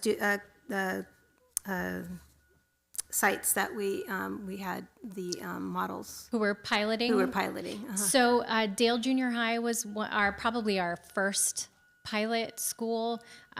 Lexington was in the second wave of schools that did it. We had a couple of different sites across the district who were willing to try it early on. And then when we realized the benefit of it, we decided to go district-wide rather quickly, rather than doing a slower rollout. Mm-hmm. And what would you say were the challenges in fully implementing this? So it's a big shift. We were coming from a place where teachers had been SDC teachers, or they had been RSP teachers, and there were different teaching skills and strategies being used in both settings. Mm-hmm. And now we were asking people to really, truly shake it up. Teachers who had been doing this work for 20, 30 years were saying, just kidding, this year you're actually going to go over here and do that work. And that's anxiety provoking for any of us. Change is really, really hard. So helping people to understand that what students were getting was going to be increasing in quality, but it was going to be a shift in where the adults, the teachers, were spending their time. So that was a really big one for us. But it's been so successful, and we've seen such growth in our kids. It's really helped to increase the buy-in from people who were hesitant to begin with. Mm-hmm. Another challenge is we did have to increase the number of teachers that we had, because it wasn't possible to truly provide the number of sections that we needed. And so that's a big thank you to you guys for being willing to spend that money and to increase our teachers so that we could truly implement this process and really provide what the kids needed. All right, thank you so much. Yeah. Thank you. Thank you, Lauren, for your presentation, and Francine for being here. I did have a couple questions. On the total number of IEPs, what's I don't know if it's a correct question, but how average long is a student on an IEP? Is it their entire time here? Is it certain grade levels? So typically when students come in with an IEP, that's maintained until they graduate. There are times where, based on student need, they may acquire the skills in the area that they were deficient in that skill set to the point where they no longer need that support. And that's great.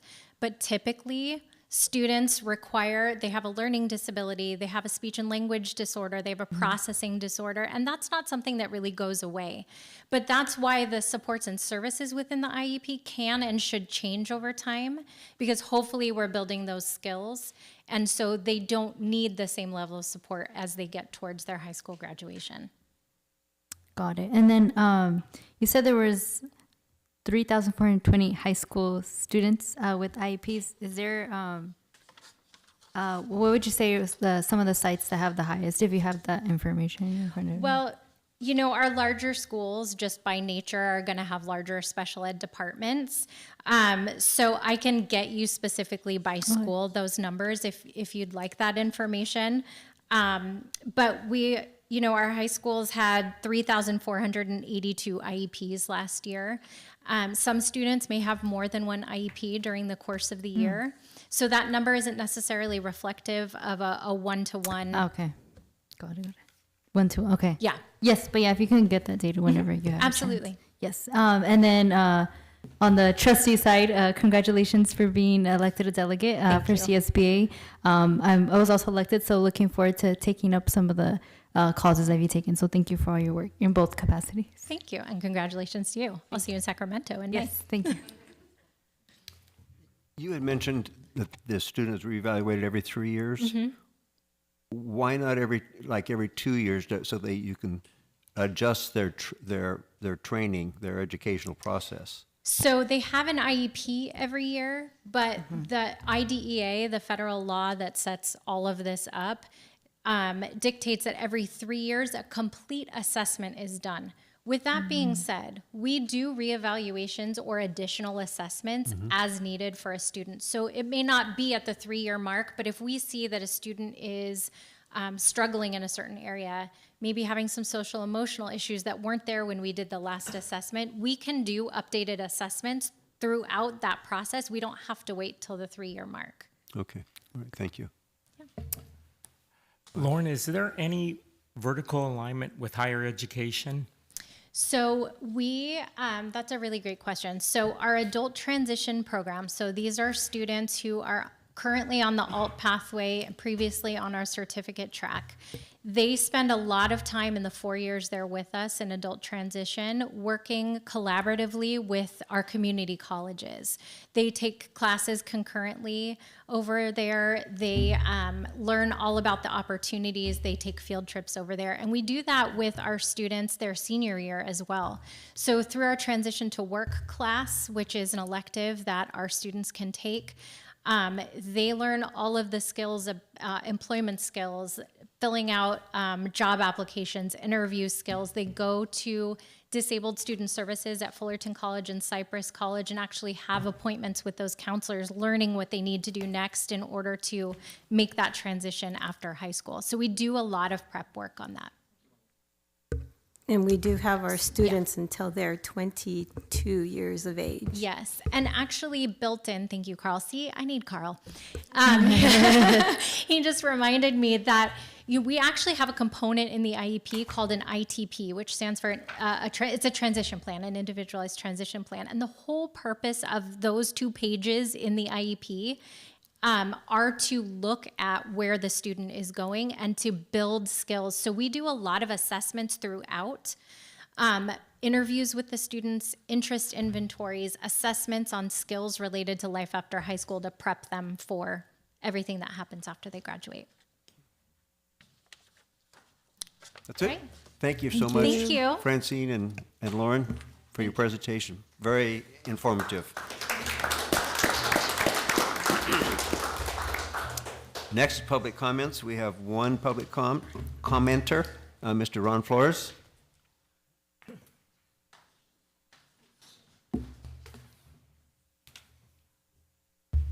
evening to all of you. Thank you for the time. I've got about 3 or 4 things to say. First of all, I want to thank you again. Last month I was here talking about what's going on at Western. Well, I had the privilege 2 weeks ago to go to the open house and had a complete walkthrough. I couldn't believe it. I posted on the Facebook page where we have 4,000 members.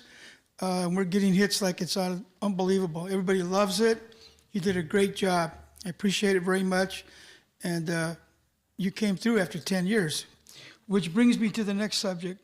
About 10 years ago, I came here and I said, we're losing millions of dollars on the website to scammers, classmates.com, alumni.net.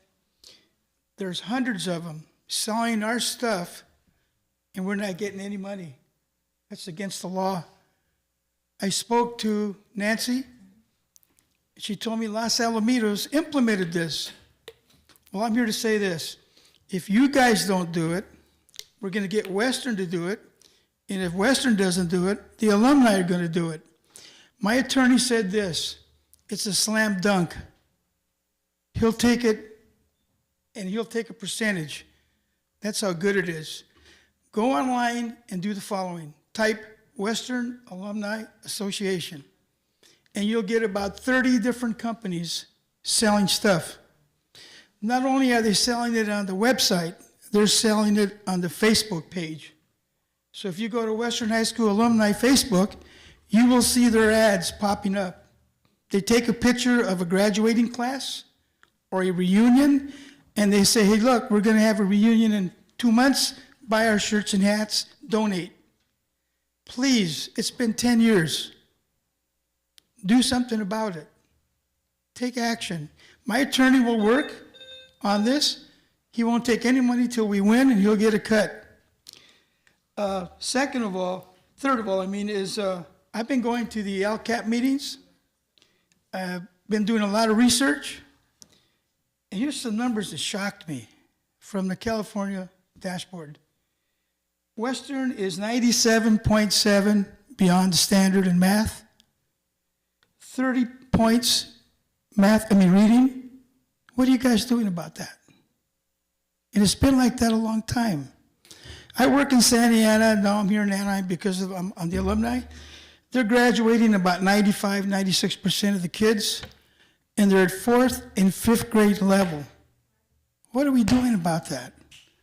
That should be a number 1 priority.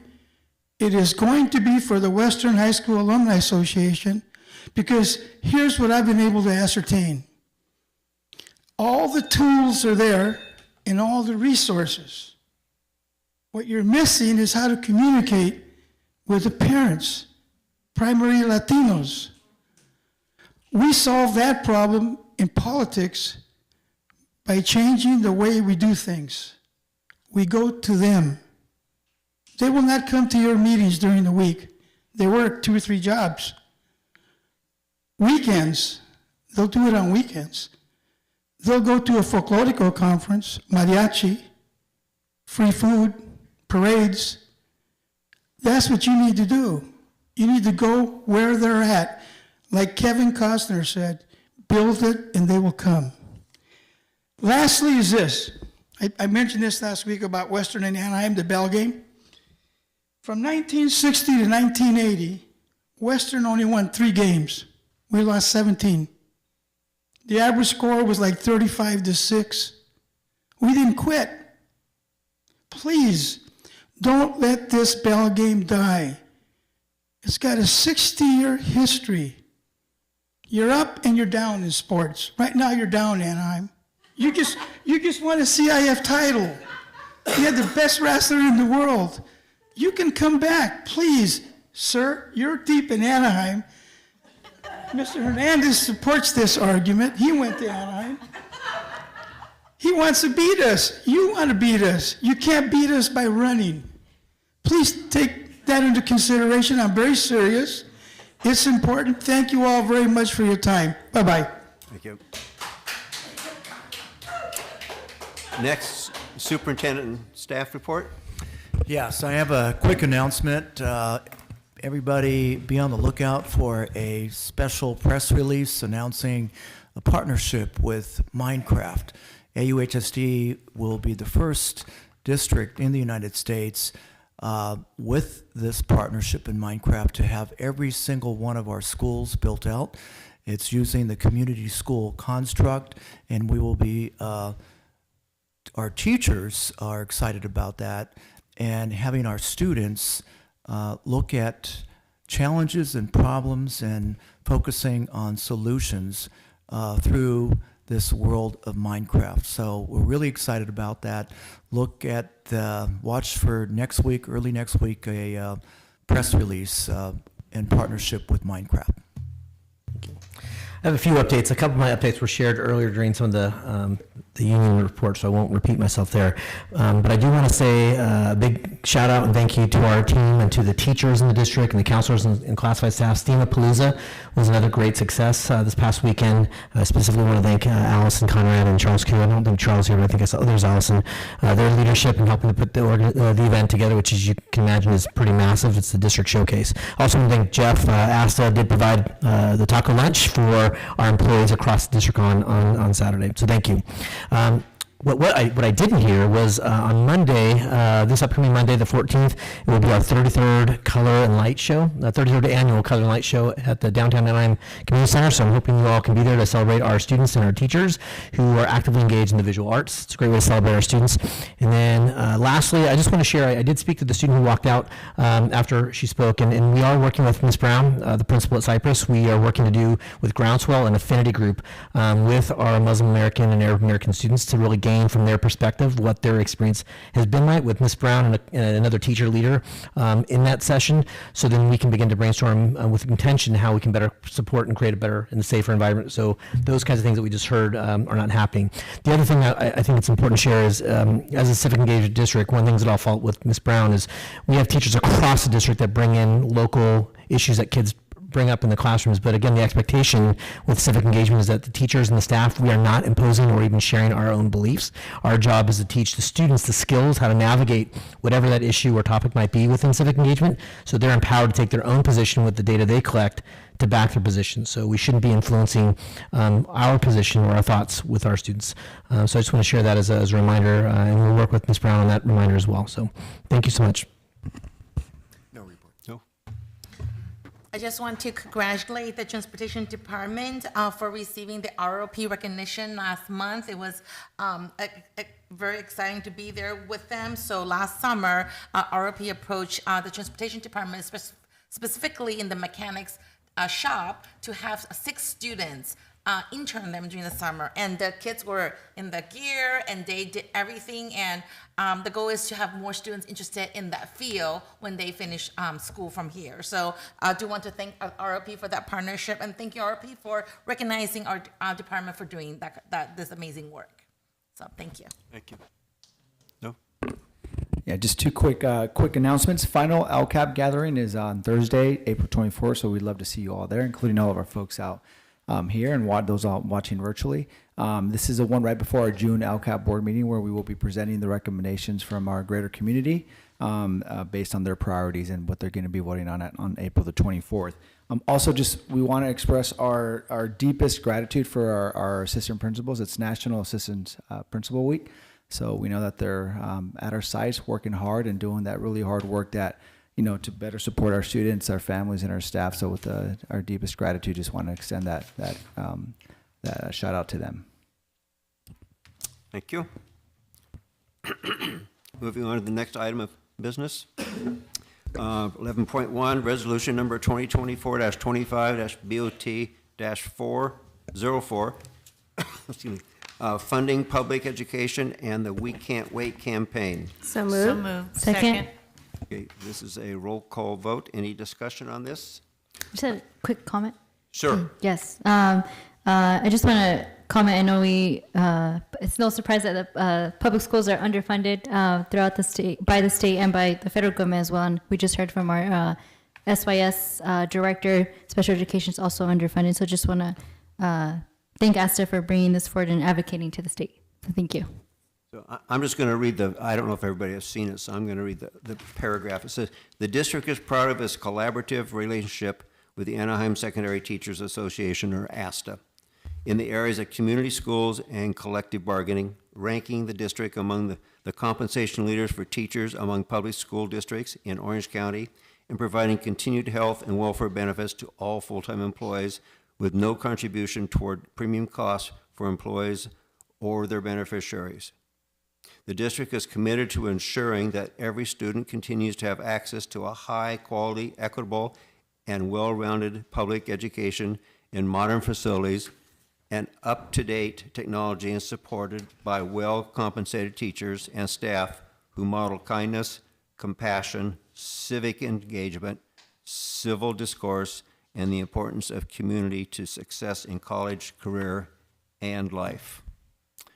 So with that said, Mrs. Smith? Aye. Mr. Hoshi? Aye. Ms. Reynolds Trejo? Aye. Ms. Guerrero? Aye. And I vote aye, 5-0. Item 11.2, resolution number 2024-25, HR-04, Day of the Teacher. So moved. Second. Motion and a second, and this is a roll call vote.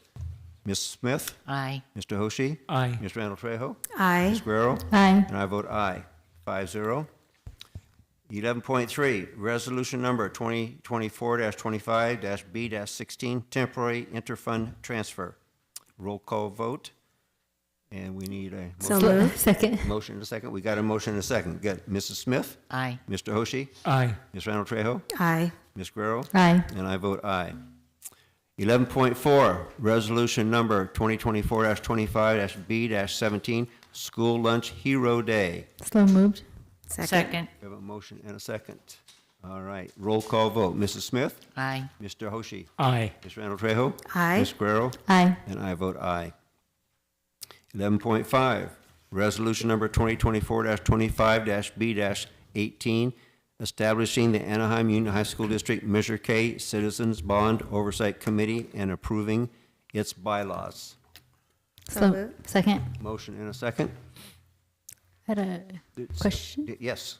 Just a quick question. If we can share to the community how we will be advertising the recruitment process. Perfect. So it's being advertised in newspapers as well as our district website. Is already currently on the website already, pending the approval, obviously, after this. We are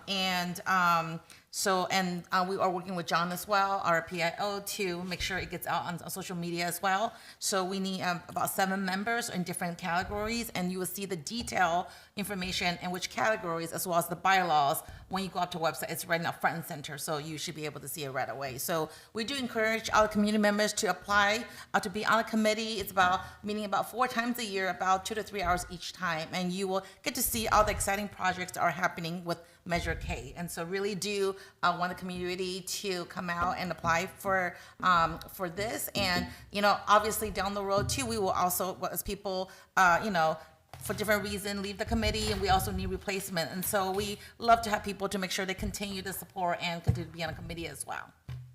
So every way we can advertise, we're doing that. Thank you. Okay. Any other? Okay. Mrs. Smith? Aye. Mr. Hoshi? Aye. Ms. Reynolds Trejo? Aye. Ms. Guerrero? Aye. And I vote aye. Bond, okay.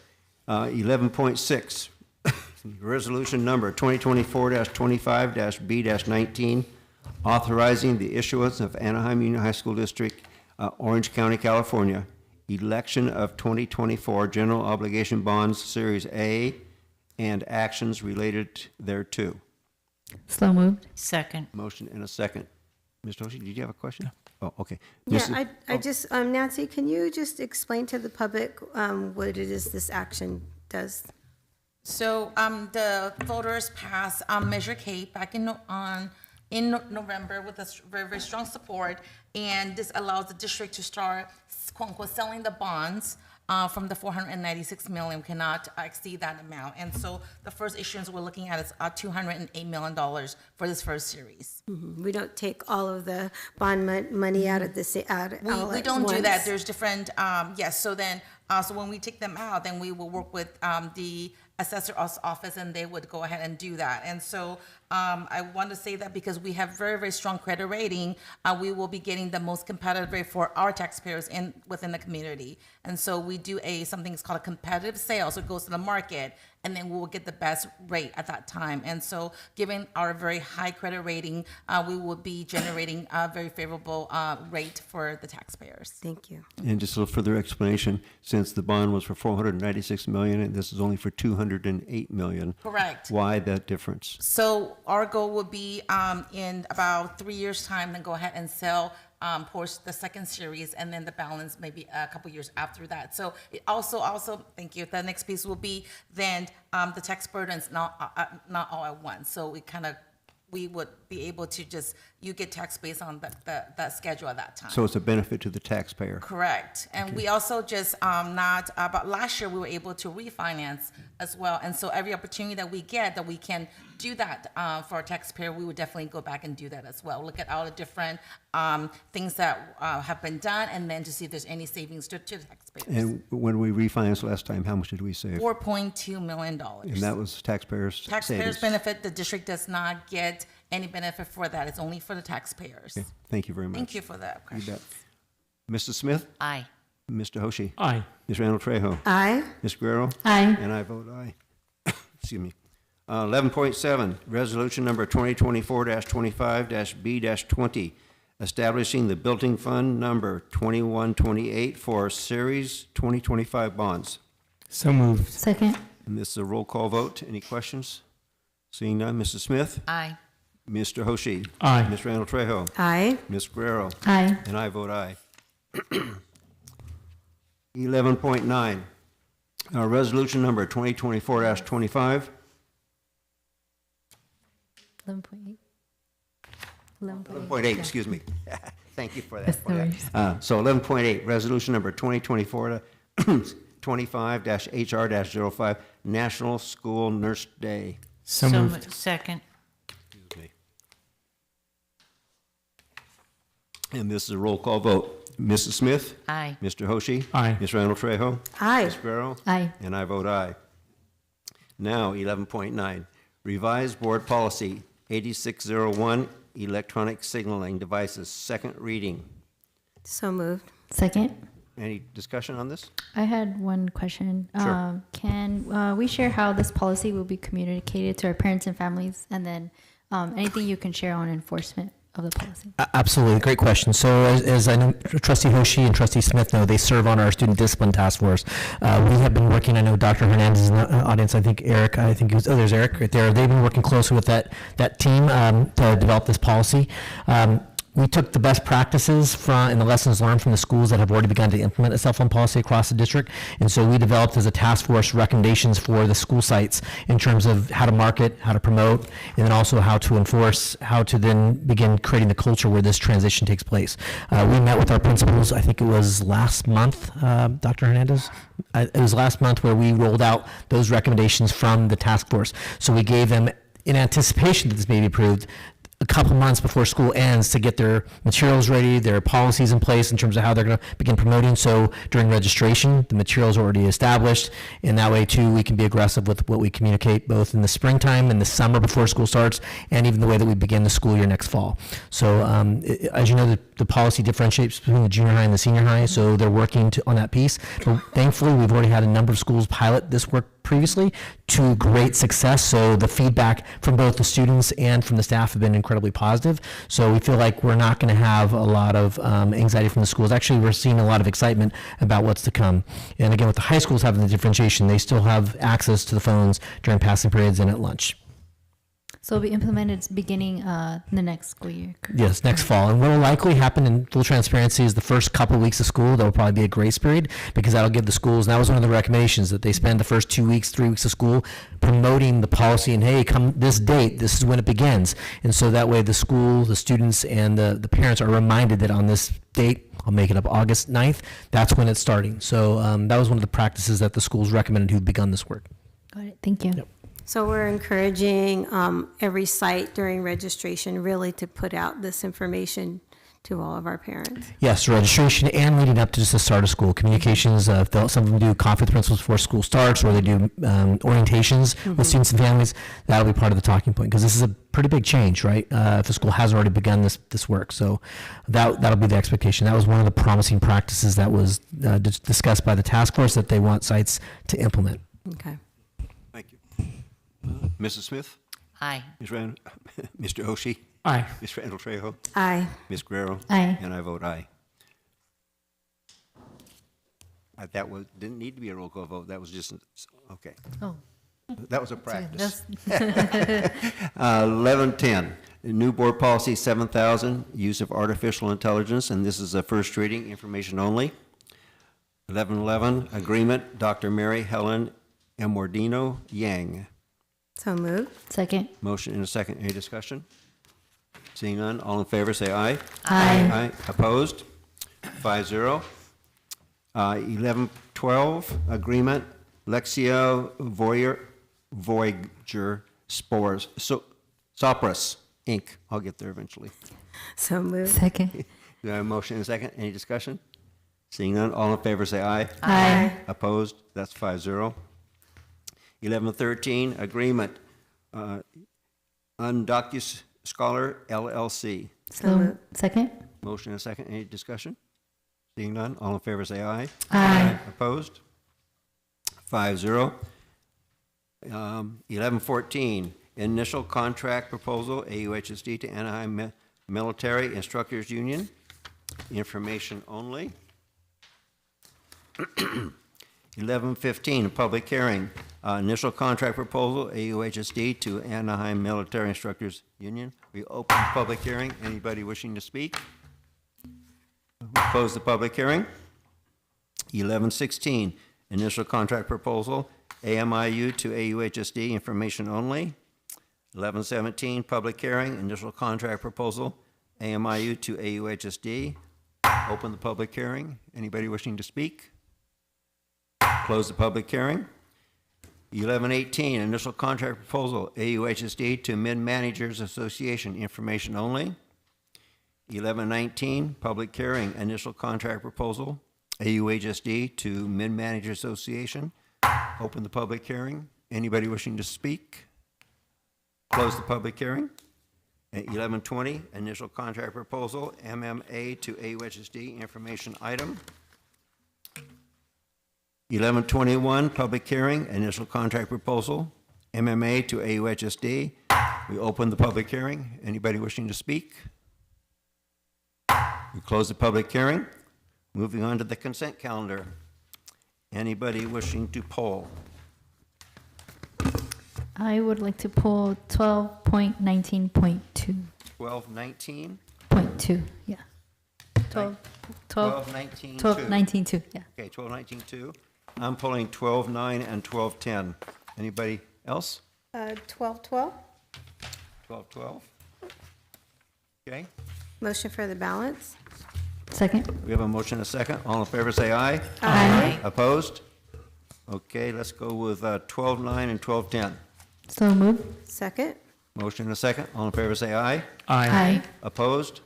And abstain, aye. So that's 4-0-1. Next is 12-12. So moved. Second. Motion and a second. I just had a quick question. How many more schools do we have? Yes, so we have 3 schools left. This training will include the training for Cypress and for Oxford. Next year, we will finalize with Kennedy and then any other staff at any of our schools, since this will be the last that haven't been trained. As you may recall, every year when we do this, we build an extra space for any new staff, both classified and certificated, that have been hired to receive the training. So I'm excited to hopefully get to that place where we can finish all of our schools and then just do re-ups and continue to rebuild skills in our staff and the way they build community on the campus. So that's 25-26 for the 2, and then 26-27 for... Is Kennedy and All right.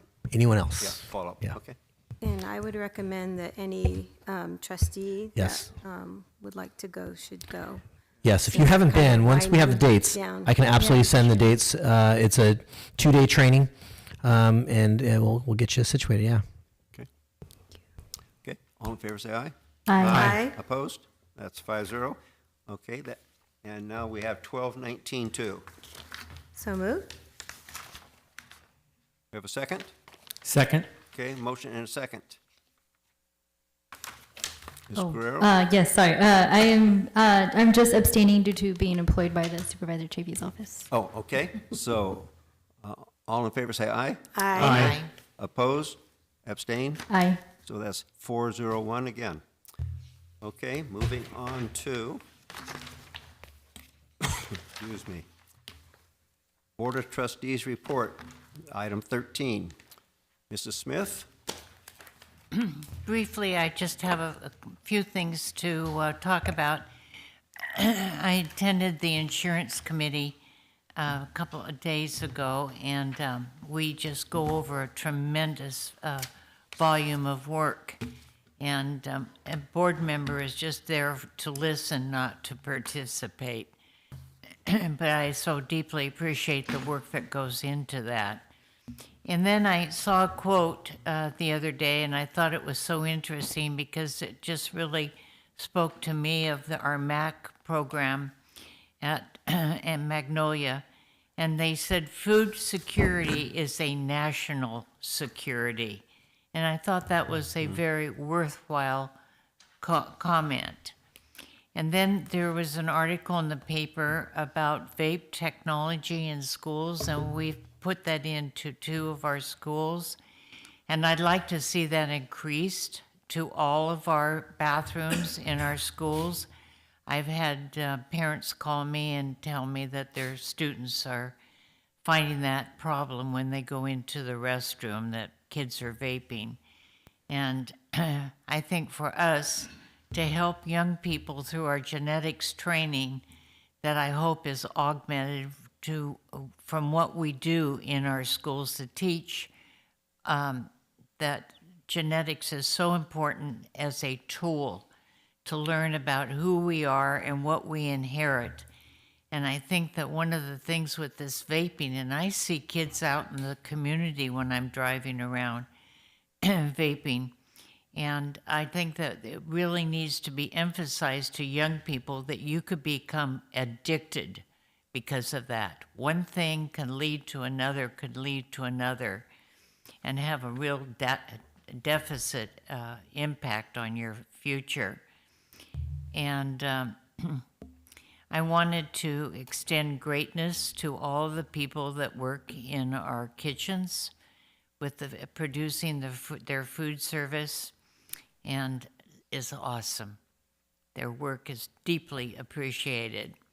And one last thing, I have a relative who's teaching on the East Coast in an elementary school, 2nd grade. And I learned that she has to arrive at school at 7 o'clock in the morning, and her 2nd graders arrive minutes later, and she starts class at 7:30 in the morning, and they go until 3. And I'm wanting to get more in depth about the impact of what that state is. It's called a right-to-work state. And I don't know how many there are in this country, but it certainly is different because I've never even understood anything like that. So it was all new information for me.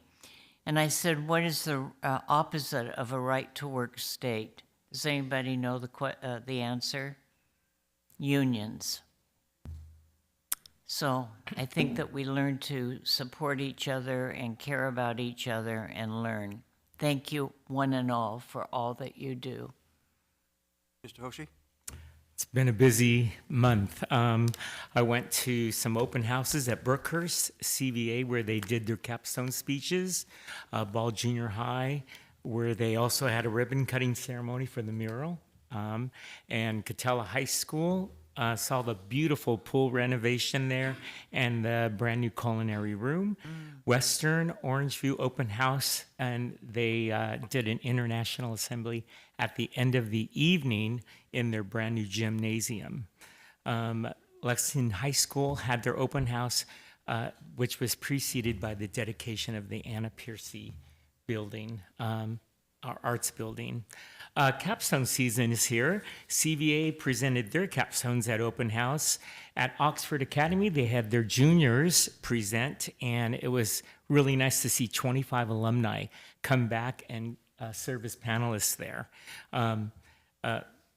Lexington had their capstone in one day, and then for 3 days I've been going to Kennedy High School for their capstone, and it's been interesting because I've been put in different rooms, IB students, athletes, band and choir students, and the one thing that really impressed me was where they learned their leadership skills was through those kinds of activities, being a team captain on in a sports team and being the section leader, or just being a club officer. So I really got a big kick out of that, about how much those connections really play a vital role.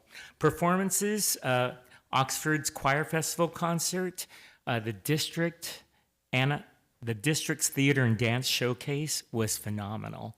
Showcased all of our talented drama students and our dance students. Soapbox speeches at finals at Loera. Thank you, Ruben Patino, for facilitating that. Girls Engineering Day at Dale celebrated its 10th anniversary, and it was incredible, just the partners that we have. And again, seeing alumni back at those and serving as mentors. And Catella Talks, I got to meet Councilwoman Kristen Moss from the Anaheim City Council, and then the Anaheim High School Dance Show was displayed a lot of creativity with a lot of our students creating the dance numbers. Just in closing, I went to a few things. The Orange County School Board Association AXA Region 17 joint dinner with Robin Avalar being the keynote speaker, challenging the normalization of underachievement.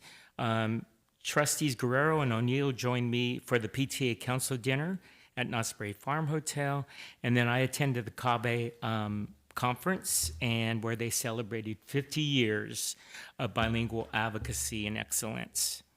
The ROP Success Awards with my fellow trustees here, and then last night I got to meet the CTA President David Goldberg at a CTA and an Orange Service Center Council Board dinner for new trustees. So that was a perk of being a newly elected trustee, to go to that and learn what's going on in the state.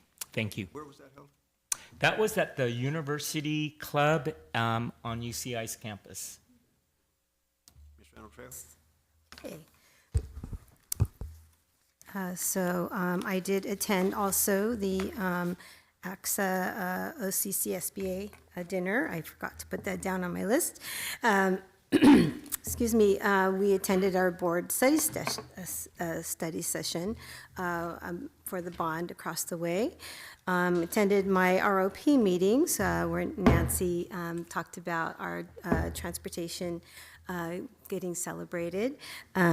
And then last night, Scott Rendell was nominated by a group of students and nominated and inducted into the National Honor Society membership, and he will have his name printed on the wall over there. And he actually had to take the oath of office to be on the honorary national. It's really, really cool, along with about 5 other folks. And so that was really, really important. And talking about the leadership, the students totally led that. And so what an honor for Scott to be nominated by students and then inducted. Also with ROP, the Celebration of Success, and that's their big event where they honor students, and it's the teachers nominate the students, and then Brian and I interviewed them, and it was very, very difficult to choose out of all of the students. You want them all to win, but they also have sponsors that give out scholarships to the students. So those that were nominated get awarded, and then they have their top tier. And thank you, trustees. We were very well represented at the event. I appreciate that. Also with ROP flew to Sacramento, and we advocated the entire day with our legislators. And that's why, this activism is so important with our teachers and any one of us going to Sacramento. Sacramento is 70% new legislators, and so they really don't understand yet the educational system and budgets. And so anytime that we have a chance to go and talk to them in person is very important. Dana superintendent has a really good strategy.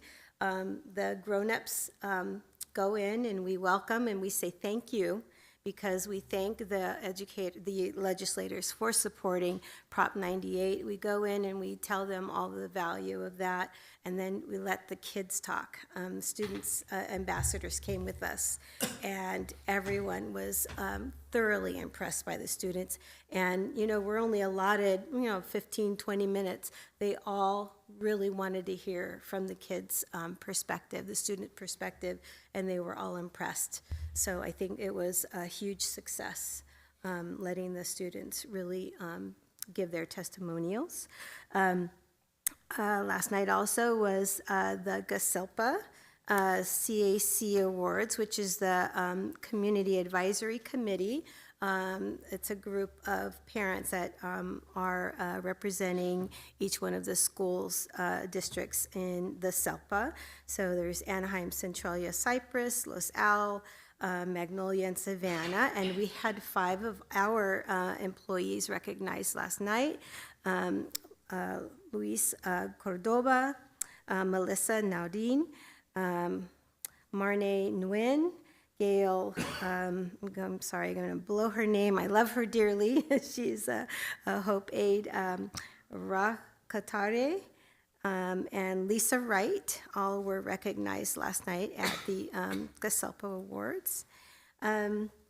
STEAMapalooza was another wonderful success.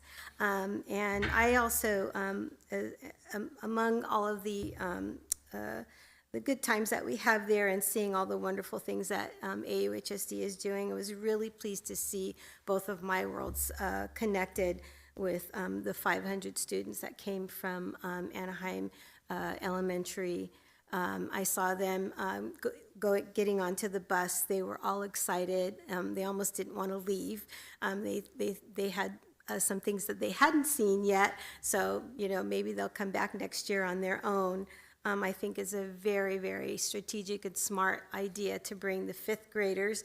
5th graders are still, they're not that too cool for the room yet, where the 6th graders, I think, kind of had that attitude, but they were all enchanted. They were all excited, and the Western Link crew did an amazing job taking those students. They were all very patient. They all had smiles on their faces when I went to talk to them afterwards, and I asked them, honestly, were the kids really good for you? Were they really attentive and listening? And they all said yes, 100%. So I think that was a great success. And thank you to everyone. I know that's just it's a huge wedding, all the celebrations combined into one to put together.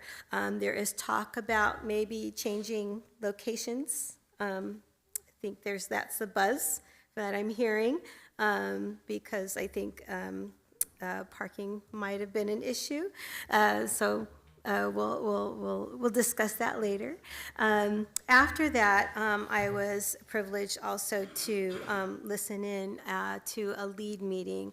This is my second one, and I think that this is a program that we should be marketing, because you guys really go in depth into those hard things that we don't want to talk about, that leaders have to engage in. But I think that going through this is a huge success for our district, a huge success for the teachers that go through that program, and they just really get a quality education from that. And also I attended the soapbox speeches and opening house at Lexington, and culminating with Anna Piercy's building dedication of her room that she taught in for a number of years, room 701. Thank you. Thank you. I had the opportunity to attend my second Master's in Governments course with CSBA. Had the opportunity to attend the open house for Sycamore Junior High School and Anaheim High School. Attended the insurance committee meeting both in March and April. I also joined the AUHSD Soapbox Finals. I attended Anaheim High School's musical, The Hello Girls, which was wonderfully done. I also joined Dale Junior High School for their 10th anniversary of Girls Engineering Day, and just want to give a shout out to our partners for consistently supporting our students in engineering. I also attended the Small Business Development Center student presentation at Anaheim High School. Also joined my colleagues for the PTA Garden of Things Administrators Dinner. Just want to give a shout out to our parents and administrators that attended that. It was during spring break, so we appreciate them coming out from their spring break to join us for that. I had the pleasure of being recognized as one of the Assemblywoman Sharon Kirk-Silva's Women of Distinction, along with my colleague, Andrea Rodriguez, who is Anaheim High School's Community Schools Coordinator. I also attended the ROP Awards to recognize our students, attended Anaheim High School's dance show Beyond the Limitations with Trustee Hoshi and Trustee Randall Trejo. I had the opportunity to go back to our roots and speak to the Anaheim High School's Alumni Association breakfast. So I want to thank them for the invitation to join them. Also attended Steamapalooza, which is one of my favorite events, and I love that you called it AUHC's wedding, because a lot of work goes into it, and I just want to thank staff from the morning to setting up, from cleaning up into the afternoon. Thank you so much. And then also attended Anna Piercy's building dedication ceremony at Lexington Junior High School. And then last night I had the opportunity to attend the fentanyl awareness workshop hosted by our PTA. So just want to thank them for hosting that, and thank our district employee Adela Cruz for being there to answer some questions from my parents. And that concludes my report. It was very nice, probably like 30-ish parents, and they received free resources from the OC Healthcare Agency. Thank you. I attended, as we all did, the study session across the street at ROP. So I wanted we thanked ROP for using their facilities, but also it was a wonderful beginning of our program, of our bonds. So I'm really looking forward to seeing as it lays out what, the progression, what we're going to be doing, and when we're going to be doing it, and where we're going to be doing it. So look forward to that. ROP board meeting again. Scott Rindell it was a wonderful representation there. That I attended 7 open houses and the PTA administrators dinner at the Knott's Berry Farm Hotel. I had the privilege, the honor of attending Anna Piercy's building dedication, where she taught art for many, many years. That was very well attended, and fortunately it was part of the open house, so there were a lot more people there, so they got to see it. Attended my second graduation meeting, and we're getting really close now, so I know there's another meeting coming up, and there are a lot of complex little pieces of the puzzle. It's mind-boggling, to say the least. So, but it sounds like it's coming together very well.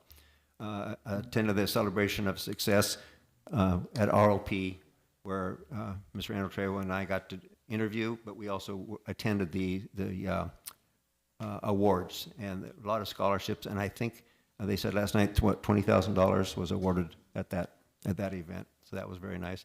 Steamapalooza I thought was probably the best that we've had so far, the best attended, more booths. It was just very well done, so I really enjoyed that. Capstone Showcase at Kennedy, which is always a pleasure hearing what the students have done over their years and making their nervous presentations to us. So that's always an enjoyable morning.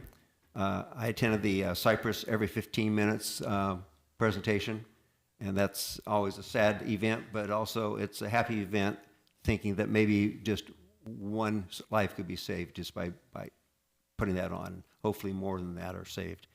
And then I visited a couple of schools during that time. So that ends that. What? I forgot. And also you were there too. We both attended the immigration rights. I can't remember when it was, but we were online. Oh. Yes. But I really want to thank our district for putting this on. It's just really, it's an important, thing that we're doing. Not many people are doing that, and doing it online is another way that we can get more students to do that.